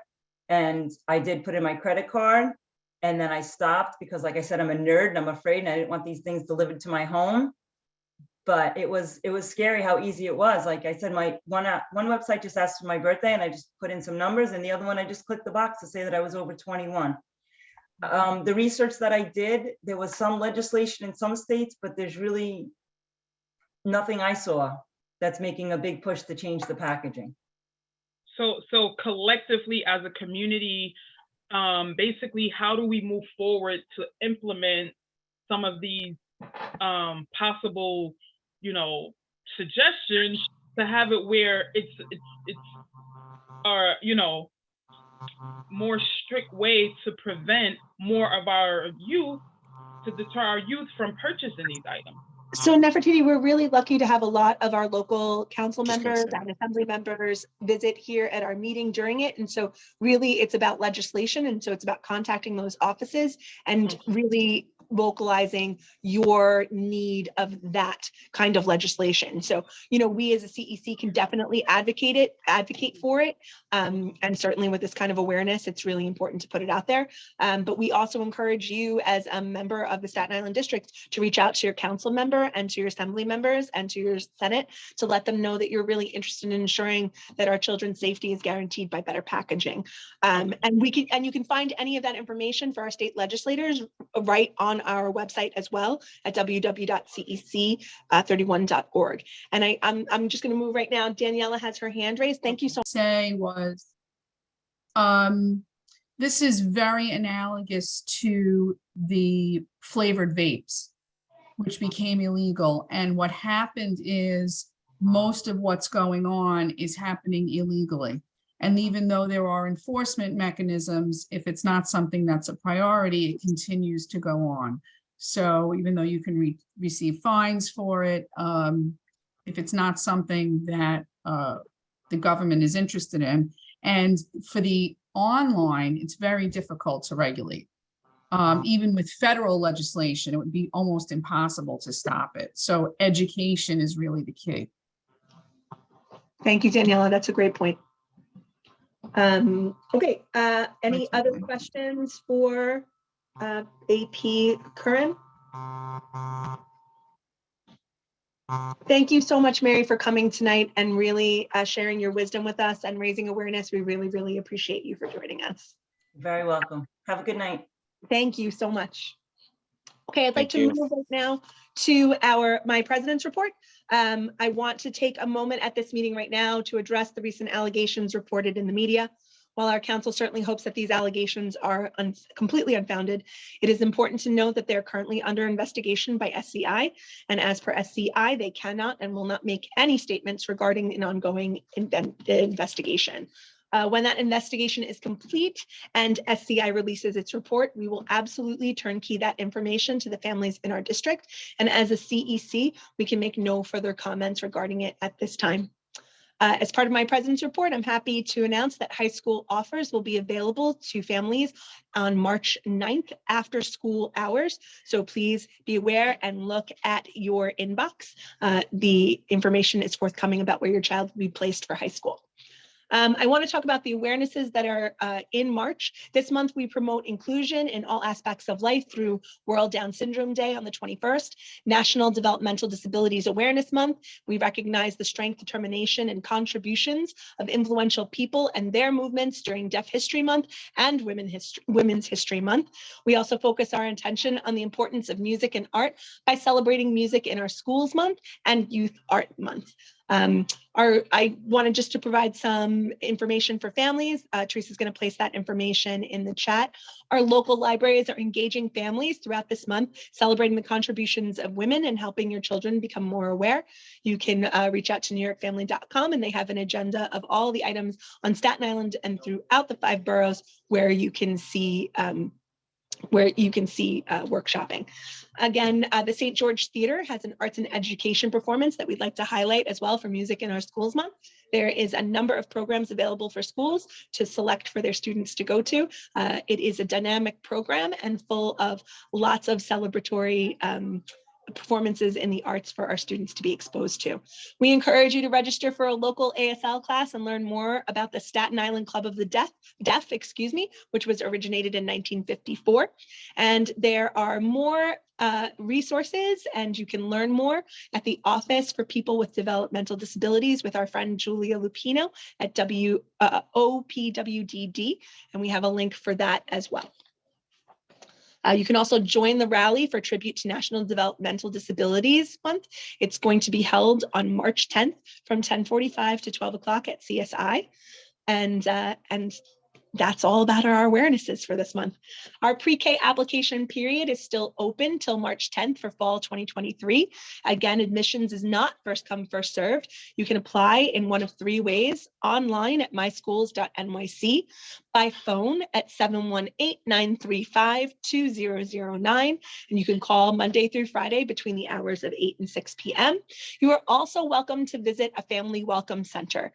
You can create your account again online. There's going to be a link in the chat that you can click to explore pre-K program options and find great childs for your child's application, how to apply to pre-K, and then receive your offer later in the spring. There are video tutorials available, and translation and interpretation services are also available through each application pathway. There's if your child has any medical needs or supports to ensure appropriate accommodations are in place at the start of the school year, can be made by going to early childhood health at schools.nyc.gov. Any questions, again, you can always reach out at 718-935-2009 or email esenrollment@schools.nyc.gov. I want to let everyone know our CEC application period has closed. Currently, Staten Island has 49 candidates running for seats on our council for the 2023 to 2025 school year, including some of the people that you see here this evening, some of our fellow council members. Please, by all means, search at our CEC profiles and you'll learn more about each of those 49 candidates there. You can follow for information on our candidate forum, which is specially designed for our Staten Island candidates, and that will be held on Tuesday, April 4th. It's really important we ask all of our parents that are here and to spread the word that in order to participate in the selection process, every voice, every vote matters, and that we want you to register for your NYCSA, that's your NYCSA Schools account. There'll be a link in the chat on how to do so. And we want to ensure that families know that both parents in the home have a vote for this process. So don't wait, register for your NYCSA account today and make sure both members of your family have access to that account. I would like everyone to please hold Wednesday, March 8th. There's going to be a joint public hearing regarding the anticipated proposal to co-locate Bridge Charter Prep School long-term with the Michael J. Patrides School and the David Marquis School of the Arts in Building R880, beginning in the 2023-2024 school year. The joint public hearing, is required by the education law and Chancellor's Regulation A-190. Teresa will place a link to the public link for joining that hearing. We encourage all members from those communities, from Bridge Charter Prep and from Michael J. Patrides School, or anyone that's interested in learning more about the public hearing process and about long-term co-locations, to join at that link. They will provide English and English conference line and a Spanish conference line for that meeting. In exciting news, our previous CEC member, Chantel Cabrera, has accepted the position of the Staten Island parent representative to the panel for education policy and has submitted her formal resignation here to us at CEC 31. We are going to miss Chantel and her input here on our council, but we're really excited to partner with her as she transitions to her new role for Staten Island. This also means now that there is a vacancy on our council that we have to fill. You can apply by clicking the application link that's going to be placed in the chat. We'd love for you to share that link out, and you'll be able to apply until March 31st. And that term for a council member to sit with us now will end in June 2023. Really exciting is our summer youth employment program. It's the nation's largest youth employment program, connecting NYC youth between the ages of 14 and 24 with career exploration opportunities and paid work experiences each summer. So if you have a middle schooler at home or a high school kid at home that needs to bring in some bucks over that summer, then we highly recommend that you fill out the application. The deadline to submit is March 31st. So again, that's coming up really soon. You can visit nyc.gov/SYEP to find out more, and Teresa will be placing that link in our chat as well. The 18th annual Unity Games are being held March 18th and 19th at Susan Wagner High School for 6th, 7th, and 8th grade girls and boys. This is a fantastic community event, and there's still time to volunteer. So if you can, unfortunately, the registration is now passed, but absolutely you can click on one of the links below, scan the QR code, and volunteer for this amazing, amazing event that's held every year here on Staten Island. In other exciting news, CUNY is now waiving the application fee until April 15th for New York City high school seniors. This move can boost enrollment at CUNY's undergraduate schools and programs, as college enrollment currently remains right now below pre-pandemic levels. So again, any CUNY school is now waiving their application fee until April 15th. New York City is going to invest more than $6 million in a new playground in Midland Beach for a renovation. Officials announced on Wednesday, Councilman David Carr, Borough President Vito Fasella, Joe Hornsey, Chief of Staff to the Department of Parks and Recreation, and Staten Island's Borough Commissioner Linda, hopefully I don't butcher it, Richardone, made the announcement from the neighborhood's Midland playground. So that's really exciting to see that renovation come to our Staten Island students.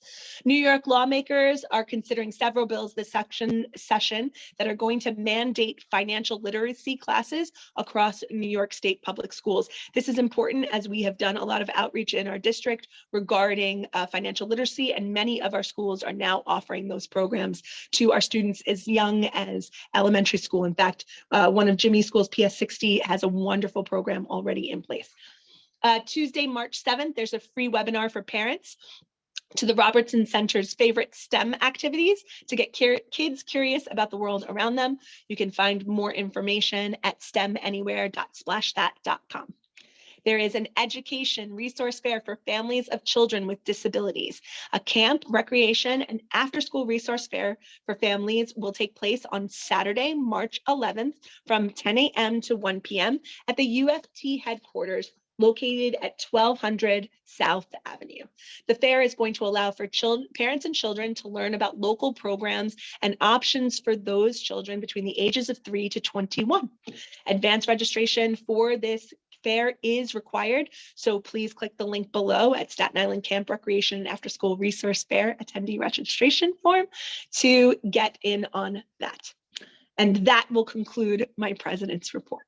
And so with that, I would like to move to our superintendent for her report on the district and our presentation from Gamma. I'm on mute. Good evening, everyone. So I will make my report. Good evening, Madam President, CEC, friends, guests, our esteemed principals, the district team on this call, community partners, and elected officials. I'm going to keep my announcements brief because I know you want to get to the main attraction. We have someone here from DIIT to talk about the new messaging system, Gamma, and also the resources that come along with it. So exciting for us. And we're going to drop it in the chat as well. Last week, we had the famous, or should I say the infamous, Stephen A. Smith come out to Tottenville High School to speak to over 400 students that we had bussed in from various schools to hear about his new book. It was really, really exciting. There were messages for adults and children as well. I have the book here. And it was called Straight Shooter. He's a product of the New York City public school system. And even though he didn't really have any connections to Staten Island, I thought it was important for young people across our island to see. So all 9 high schools did come out.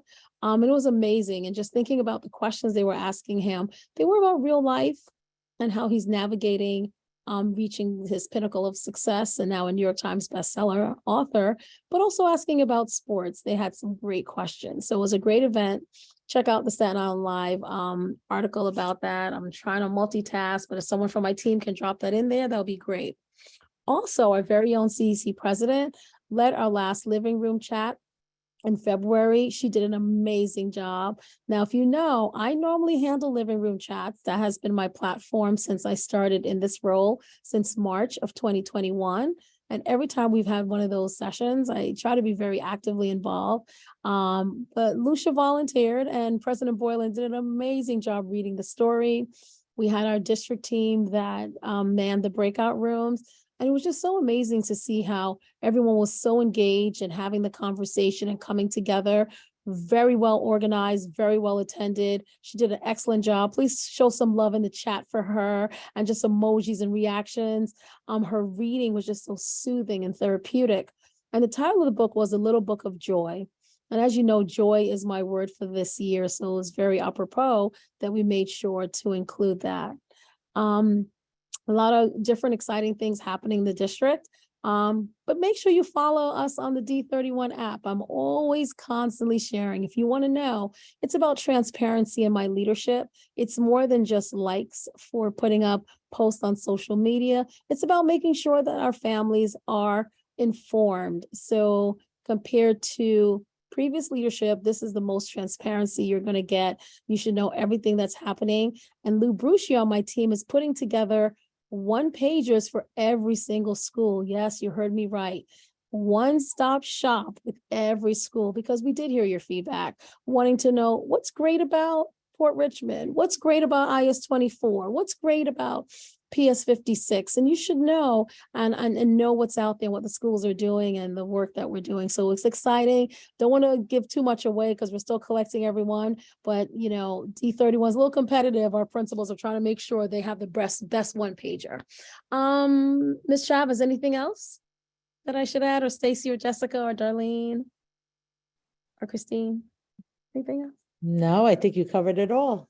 All right. So without any further ado, I'm going to turn it over to our partner from DIIT, Ms. Jackie Patanio. And thank you, Jessica, for arranging this for us. We want to make sure we bring you information that's important to you.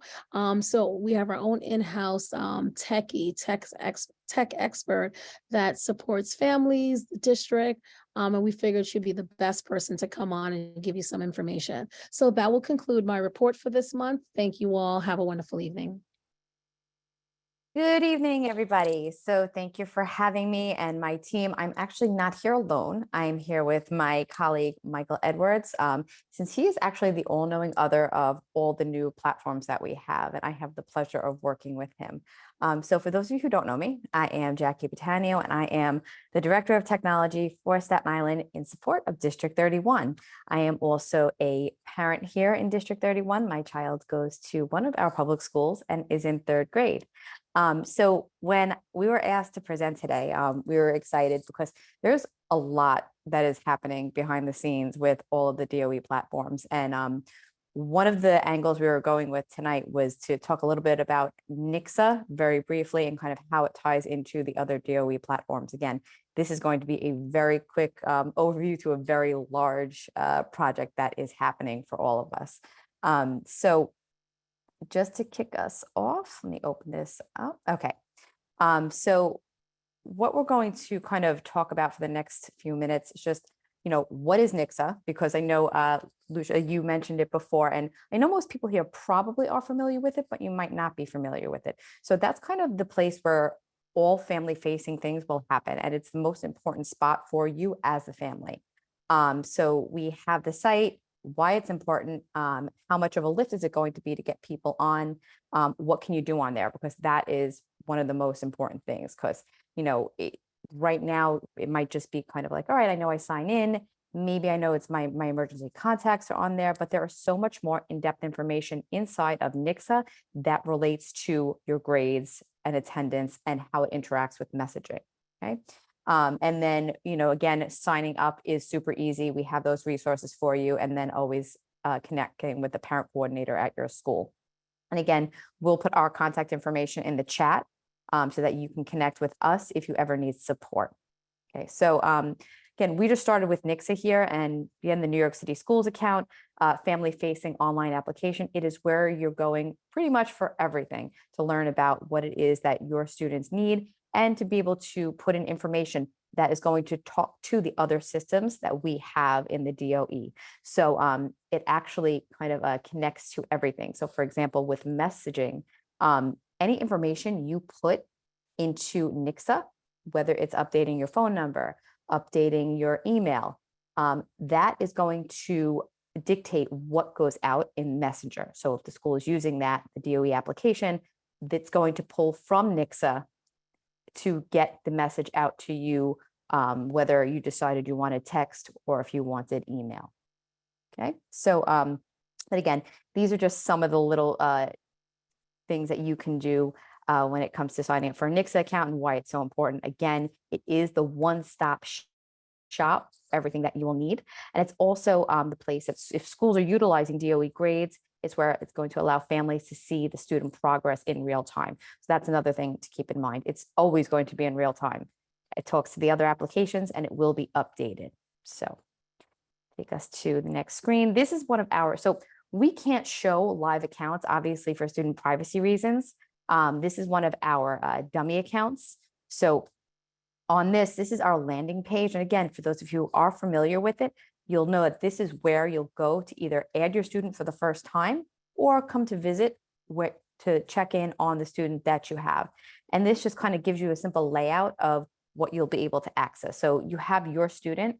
So if I was going in for Jordan, I would go into my student, and then I would be able to see what we'll visit on the next slide, the little details of what you can get on your student and what can be tracked. Forms, that could be your media consent, and there are other opt-out forms that live in here. Again, it just makes it easier. Some schools use Aparoo, but this is sort of the other, this is our version of Aparoo, so it kind of keeps everything in-house. Parent University, again, just a way for parents to be able to interact and get information. Bullying reports, which we're not going to go into too much tonight. Support Hub, super important for everybody here. Support Hub is actually our office, the IIT. It is where all the tickets come. So when you go to Support Hub, you'll see that there are different buttons that you can select. You would be selecting for families, and that is where you go in if you had an issue with the device and you would put in a Support Hub ticket, and it comes to not directly me because I don't get to fix the computers, but it gets routed to our teams and we help support with that. And then, as mentioned before, vote CCEC. So this is where you might not see it on your platform today if there's no voting, but this was, again, our dummy account. So this is where your vote candidates will wind up living. So again, super important to come here.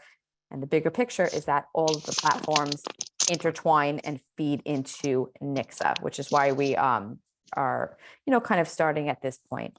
I'm going to actually pass it over to Michael now. Michael, if you want to talk us through a little bit of what we see on the next page once we're actually in with our students.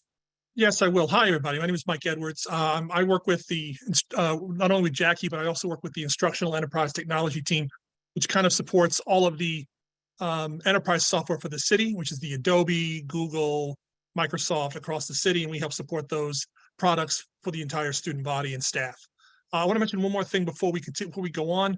One of the other important things with Support Hub is that it allows parents to help change your student's password. So if you have an issue with your password and you're having issues trying to get that password set up or changed, you have it through Support Hub, the ability to change your child's password for them right on the spot. So you don't need to worry about coming into the school, talking to somebody online. You have access as long as you're signed in. You can change that information yourself and make it a little bit easier for your child to access their material. This page, once you've signed in and go to the My Student and you've selected your student, you can come in here and you'll see this list of material that you have access to. Each one of these tabs gives you information on your student. We listed some of the bigger important ones. The first one is grades. Here's where you'll find report cards, your current report card, past report cards, up until the entire time you've been in the city, into the school system. If your school happens to be using DOE grades, the next tab, and number 2, is the assignment tab. That tab will allow you to see all your students' classes, teachers, assignments as they come out, as they're being put in, as well as their overall averages for the entire year and for each individual course itself. Another important one is attendance. It'll show your daily attendance over time. You'll be able to see it over usually 2 or 3 months of the actual term. And it'll show you if you've been late, absent, and what those days are. If you have any issues with those days, you can contact your school and they'll be able to help you get those things rectified and modified appropriately. Another important one is guardians. If you go to guardians, it'll list all the guardians that are currently listed within your school. Having the guardians set correctly will also allow you to know which students, if you want your son or your daughter or your cousin or your aunt pick up your child, they have to be listed as guardians or have permission to do so. So that list of who's the guardians on here will be very important. It's also important to note, by looking at guardians, what information we actually have for you. What Jackie said earlier, this information is kind of what we use along with ATS when we're doing our DOE messaging system. So if the school that you're at happens to be using DOE messaging and wants to send out a text, a robocall, or an email address, it bases all of the information on what the guardians happen to have within that system. Now, if you notice at the top there, you'll see that where it says grades on the right, you'll see a little, right by the little bell. If you go to the right there, Jackie, there's a little bell, there's a little gear there. That gear will also open up something that allows you to enter that information yourself and change that information, as well as add additional contacts if necessary. You are allowed up to 5 contacts for your school to help with that. The guardians will list your primary parent, your primary guardian, and let's say you have 2 different households because your primary parents are divorced. It'll also list the step parents on both sides. The emergency contact piece allows you to put in all this information we were talking about before. That gear will let you add them, and that's where you'll see that information, the emergency contact. Everything here is based off of ATS. All of these links here give you a mirror into our systems and to what we have for you, for your child, and for any additional children you have within the city. If you happen to have an IEP, any kind of academic reports that need to be there. It also gives information on the student. Next to 5, you'll see the word student. That tells you what your student's email address is, any information we have on them. So it's really important that you keep up to date on this to make sure that we have accurate information regarding your child. And just to jump in again, Mike, just because I know a lot of us know it as GAM, but we have grades, attendance, and messaging, which are 3 separate applications in themselves. So grades is where all the grades go if the school is using the grade book. Attendance is an application where schools can go in and take the attendance online. And then messaging is just the messaging app that is going out from the school. So those are 3 separate platforms. But again, they do mesh and they intertwine and feed into this. And again, we'll continue to do that over time as these systems get built out. Sorry, Mike, just wanted to. No, that's perfect. And I will say that all of these systems are ways that all these systems are basically for the teachers to give information to you, the parents, so that while you don't actually have access to the DOE grades, attendance, and messaging on your side, what does come out is based off of what you have in NICSA. So you having access to NICSA gives you a foothold into, one, your data, and also the ability to access our systems as easily as possible. So we're going to leave you right now with just some of the resources. We'll drop this deck into the chat. This will bring you to the DOE landing page, and this will give you an experience of what the student view information is and then the parent view information. And as always, connecting with your parent coordinator on support on getting onto NICSA is something that you should do. And then we can always support you in any way we can from the DIIT end. That's actually it for us. If there's any questions. Jackie and Mike, thank you guys so much, as always, for your informative presentations, a beautiful slide deck, and really easy and clear to understand. So thank you so much for your hard work there. I'm going to turn it over to any council members with any questions regarding Gamma first. Any council members with any questions?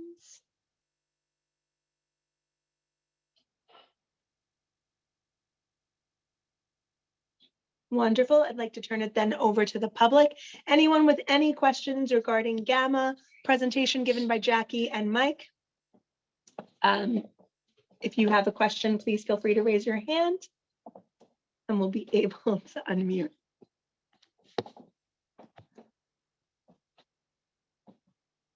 Cheryl, you have your hand raised. Any questions on the presentation? Cheryl, go right ahead. Yes, thank you. Good evening. Will all schools be required to use this platform? At this time, it is not being mandated. We hope that by the time they get the chance to see the products, that they're going to like to use them and want to use them. But as far as mandating them, that's not the case at this time. Will that change? I don't know. I don't necessarily know if that's going to change. But right now, you do have the opportunity to use this system or other systems. One of the other benefits of this system is for your school is that it's a free system because the city itself has created it, maintains it, and so you don't have to worry about having. It also does save your school some money because you don't have to actually go out and pay for a third party product. But as far as right now it being a mandate, that's not happening at this time. And it's also, to Michael's point, like, it saves school money. And we also know that there have been data breaches in other third-party companies. We know that we have our students' best interest at hand. So if we're building it, we are keeping them as safe as we can. Thank you so much. Any other questions from our public regarding the presentation? Please feel free to raise your hand. I just wanted to add one quick thing. So when we had the unfortunate incident where we lost several students in that fire just before Christmas, if you got a message from me, that was through the support of Randy Asher, that he was able to send something out. And then we always learn. The one thing that I try to pride myself in is, much as I give feedback, I receive feedback. Families were saying that when the incident happened at the unfortunate incident happened at Tottenville, there were other schools that were impacted and they didn't hear about it until after. So each school was only concentrating on their school. So we're trying to get better now when there's an incident affecting many schools, that we're going to try to work with the central division to push messages out. So if you see something, and I'll try to make sure I identify myself that it's me, but it's an excellent tool that I can send it out to families, to staff. I think I have the capability, Jackie, to send to students if I wanted to, but I'm not. But if I wanted to send to families, I believe I could. And I just want to thank DIIT in that time of crisis. And I know some people were, like, where is this coming from? But it was just our way of communicating, acknowledging that we know that there was an incident that happened. And we're going to try to continue to work through having that kind of real-time information to send to you, so you at least know what's going on. You can follow up with your independent schools afterwards. Thank you so much, Superintendent. Dr. Wilson. Roxanne, you have your hand raised? I just have a comment. I just wanted to say that it's impressive with the pupil path debacle and the third-party breaches that you mentioned, to get all of this functionality out within a year's time. I just want to say, like, in software development, that's pretty fast. And I hope in the future, like, you could even be even faster. So it's pretty darn impressive. to have now the grades and the communication and all this transparency on the DOE site. So great work. Thank you. The teams are working very hard and very swift. I am not one of the developers, but they are working super hard to make sure everything works for us. My 14-year-old was in 65 with you, Miss Betania. I know you were cracking the whip. You created really good students, so I'm sure you were managing. That was actually my sister, but yes. Oh no, I thought it was you. All right, it runs in the family. Thank you guys so much again for this wonderful presentation. I just want to take a moment also to thank Superintendent Dr. Marion Wilson. I want to thank you as always for your steadfast work in ensuring the power of parent engagement on Staten Island, and to thank you as always for the transparency and the synergy of your partnership with our council. We are grateful for it. And don't forget, everyone, download the District 31 app. Okay. I would like now to move to our committee reports. So any council members with any committee reports that they'd like to share. Roxanne, you could give your committee report again for those that weren't able to join us at the business now that you're able to be with us here. Yeah, sure. I got to meet with folks from Dr. Wilson's office. We talked about a couple of different formats for a potential town hall for Staten Island, District 31, to help increase the amazing engagement that's been happening through the district office. But there's still some folks that maybe can benefit from another forum, an in-person forum. We're going to brainstorm some ideas. I'm going to propose that the council mull them over and make a proposal to Dr. Wilson's office. Also, we encourage all of the partner groups to support this town hall, not just Dr. Wilson's office, although we know that she'll carry the burden with her staff, but we would love to see principal engagement, maybe even, the unions to join us. Any sort of participation, I think, will be greatly appreciated. I also discussed with the parent engagement committee the idea that we start and focus on the North Shore. Some of us agreed that there was a lot of drop off in parent engagement, a lot of need, a lot of parents that don't feel like they can access the schools the way, that maybe other schools with more resources can. There's been a lot of challenges in the North Shore schools. We want to make this a priority and start and maybe pilot it in the North Shore. Lucia, you shared with us that this needs to be run in a DOE building. I'm sure we can make that work. We just want to make sure that wherever it is, that the word gets out, and we want to use our community groups. I see so many of them represented here already, our electeds offices, everyone really pulling in to make this successful and communicate that this is happening. And then there was just one last thing that I think that if we center it around a theme, the Parent Engagement Committee agreed like one theme, one topic would be helpful to keep the comments really focused. And we thought that a proposed theme could be, the state of our schools in a post-pandemic environment could be a good theme. That's it for me. Thank you so much, Roxanne. Any other council members with any reports that they'd like to have? Or share, I should say. I don't really have a report to share, just to say that we're still working on getting a lot of legislative together. It's a multifaceted piece, but we hopefully have something before, hopefully probably then May, I assume. Thank you so much. Any other council members?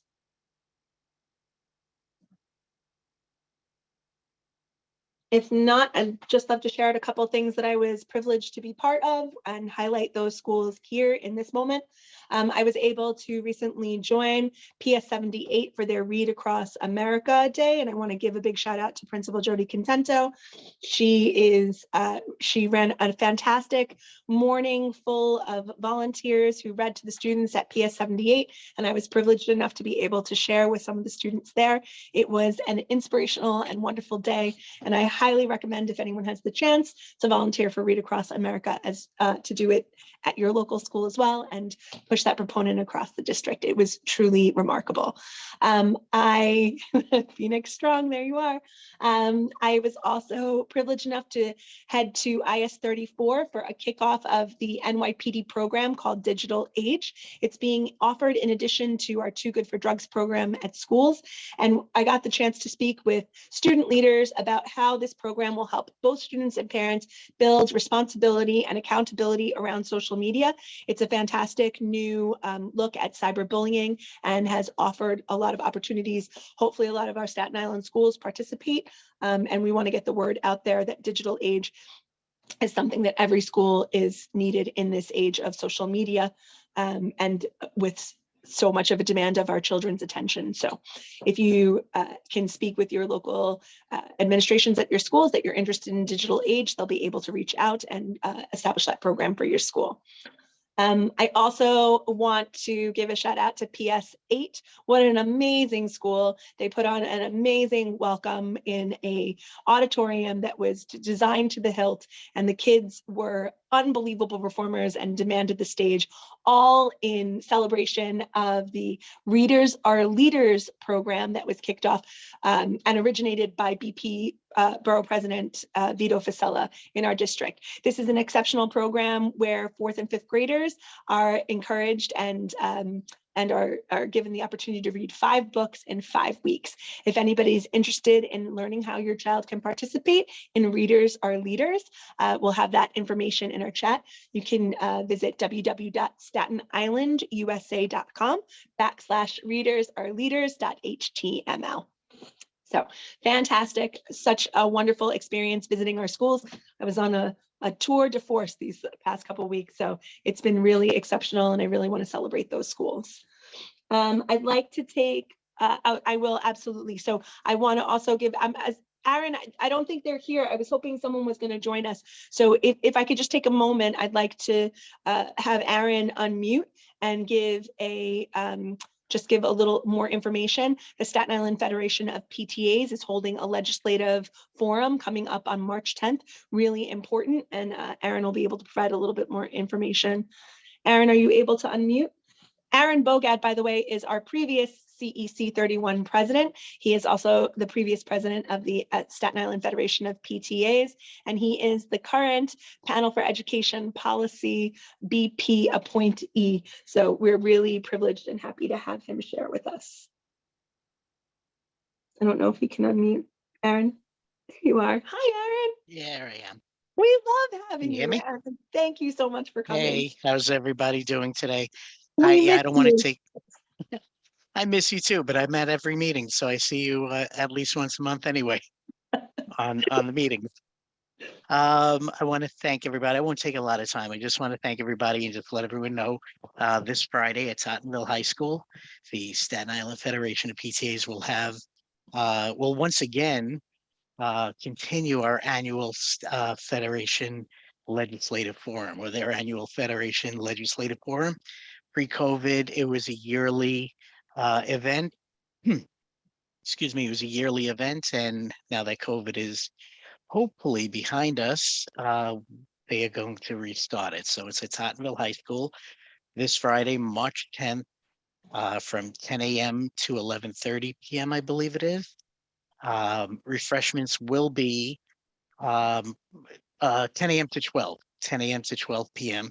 Refreshments will be provided, I believe, by the Tottenville High School Culinary Program, and from 9 to 10 a.m. So just before that will be the refreshments, and at 10 a.m. will be the legislative forum. So we should have representatives or our electeds at this forum to discuss a number of topics. So we hope to see you there. Thank you so much. Jimmy, you have your hand raised. Thank you so much, Aaron. Go ahead, Jimmy. Yeah, because I almost forgot that me and you, right after our last CEC attended a meeting at IS 51, operations, NYP operations, and I think we should report out. So thank you. I totally, it slipped my brain. in the Tour de Force. I should have mentioned IS-51 because it was an incredible and wonderful day. We were talking about bringing the NYPD options program. Go ahead, Jimmy. Right. So, and definitely chime in too, because I might have missed someone. Just going over my notes now, because it was right after the CEC meeting. Anyway, so it was a great meeting with Principal Mealy, his staff, and NYPD operations, and how they're bringing in a team that's going to help students. And they go over the mood meter, de-escalation training, and they have a virtual reality focus groups. It's an hour and a half. It's really only supposed to be, I think, for a couple grades, but he wanted it school wide to bring in the whole school and really expand upon it, which was really good. He seemed really focused on doing that. And they also do aptitude tests for kids they get a 90-minute certified aptitude test for the 7th graders from start to finish. And it was a lot of other things too, which I'm glad we have some of our electeds on, because one thing I know that Mr. Mealy was really concerned about was having parks that are in the North Shore that are not available for kids. Yes. Closest, I think he's the actual closest. There's nothing from Arlington all the way to West Brighton. There's nothing, no playground, no parks. There's no green. There's nothing green. So that should be noted. That's something that, we could bring up at our legislative luncheon when we meet with them.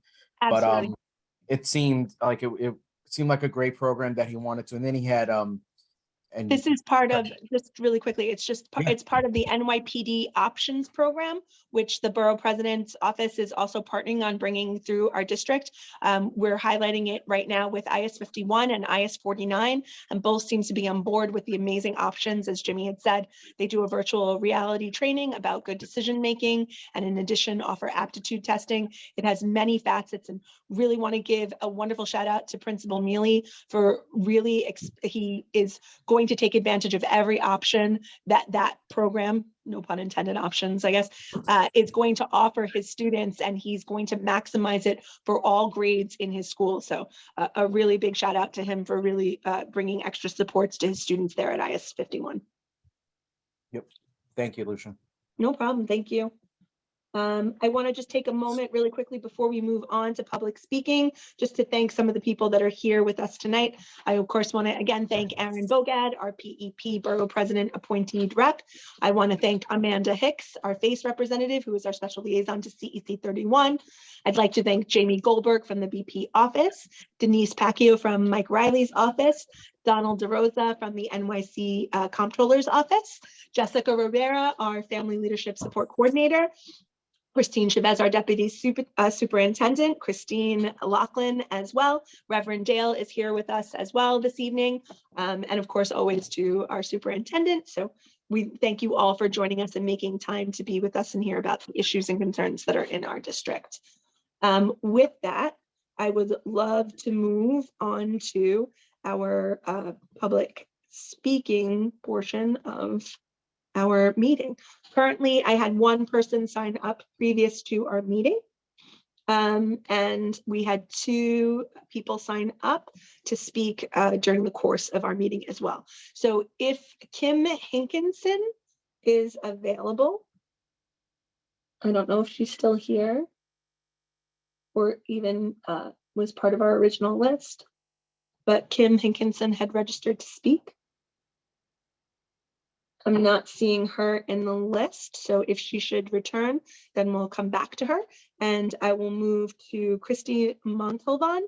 Christy, if you're there, you can please unmute yourself. You'll have 3 minutes to speak on whatever concerns or issues you might have right now. Hi, good evening, everyone. I just wanted to really just talk about something you had mentioned in your business meeting prior to this, which I was attending, where you had spoke about your ideas of doing kind of a resolution. I think, forgive me if I'm wrong, but I think you wanted to have D75 schools on Staten Island fall under the jurisdiction of the D31 superintendent. So first off, I just wanted to say I appreciate the initiative and wanting to be inclusive of D75. As a D75 parent and a D31 parent, I think it's, it's great. I think we need more of that. And I think certainly the CEC allowing a D75 member to join next term is like a really great start and something we can use right now, right? Just like my personal opinion on it, as a parent, I have a D75 child, I have D31 children. My D75 child is like highly specialized education. That's what the District 75 is. And and a lot of levels of support. And I don't know necessarily if moving those schools under a D31 jurisdiction is the answer. I would love to have more conversations with this going forward. I would invite you all to attend the Citywide Council for District 75 meeting on March 15th, our calendar meeting, because I would love to discuss this with council members. And I'd love for you guys to even come to our I'm actually your Staten Island representative on the district leadership team for D75. So I'd love to see you guys at TLT as well to have these discussions. Like, wonderful. I think it's great to just open the door to discussion, and we'd like to be part of the discussion too. So that's really what Great, Christy. I will drop to you personal. You can send us even to the CEC mailbox. I'll also drop my personal email for CEC in the chat so that you can reach out and let us know when that DLT meeting is happening, and absolutely we'll send somebody. I will come personally.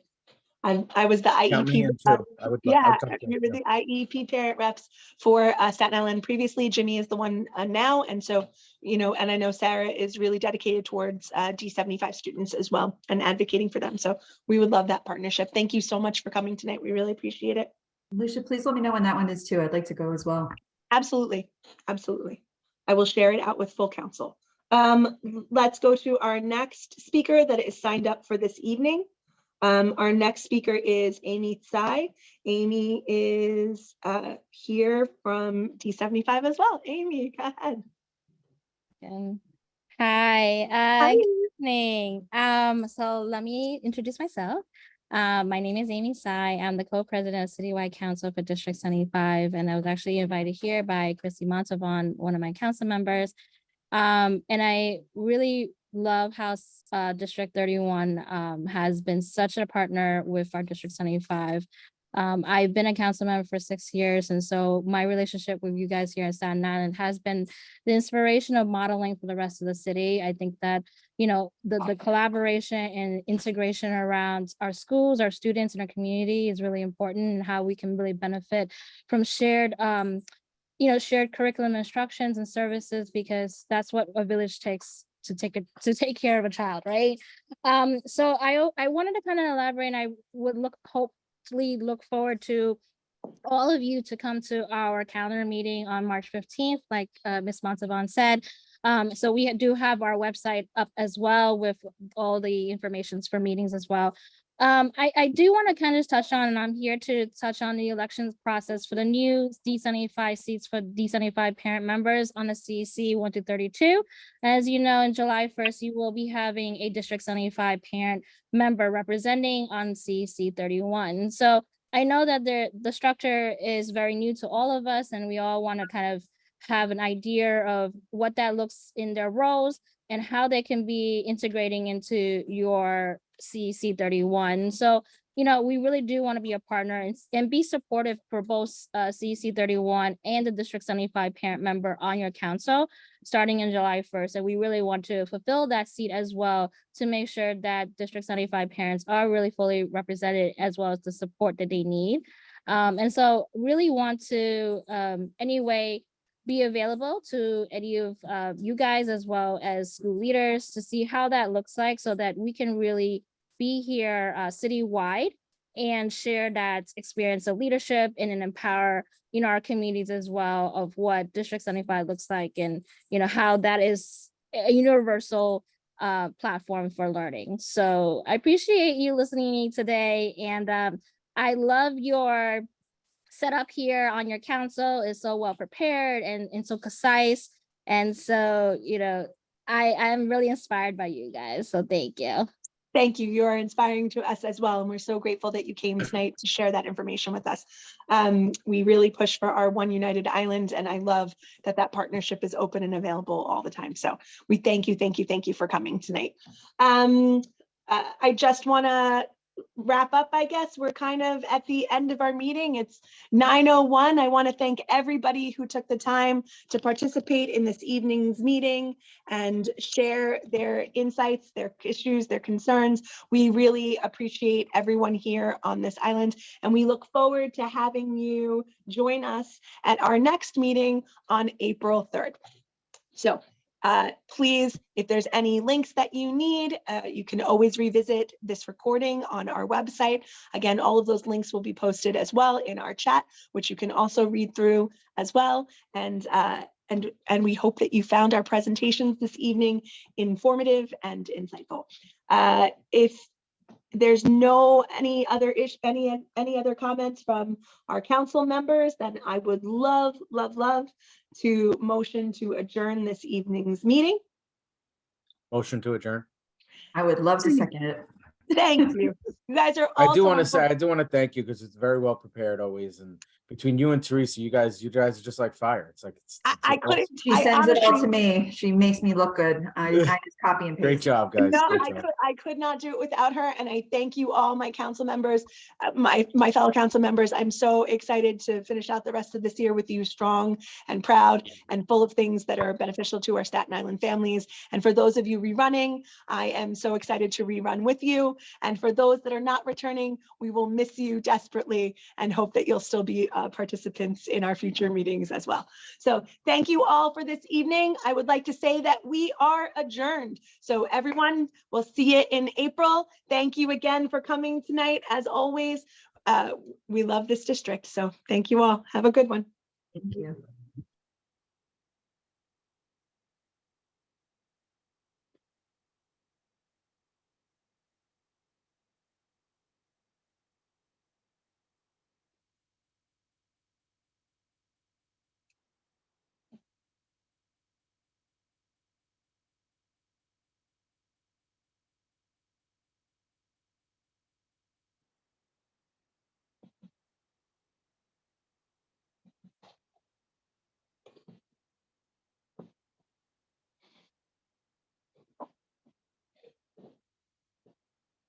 Good night. Good night. Thank you to all the interpreters. You guys were amazing. I can't thank you enough. So I know I talk fast. I'm sorry. I'm trying to condense a lot of stuff in a shorter period of time.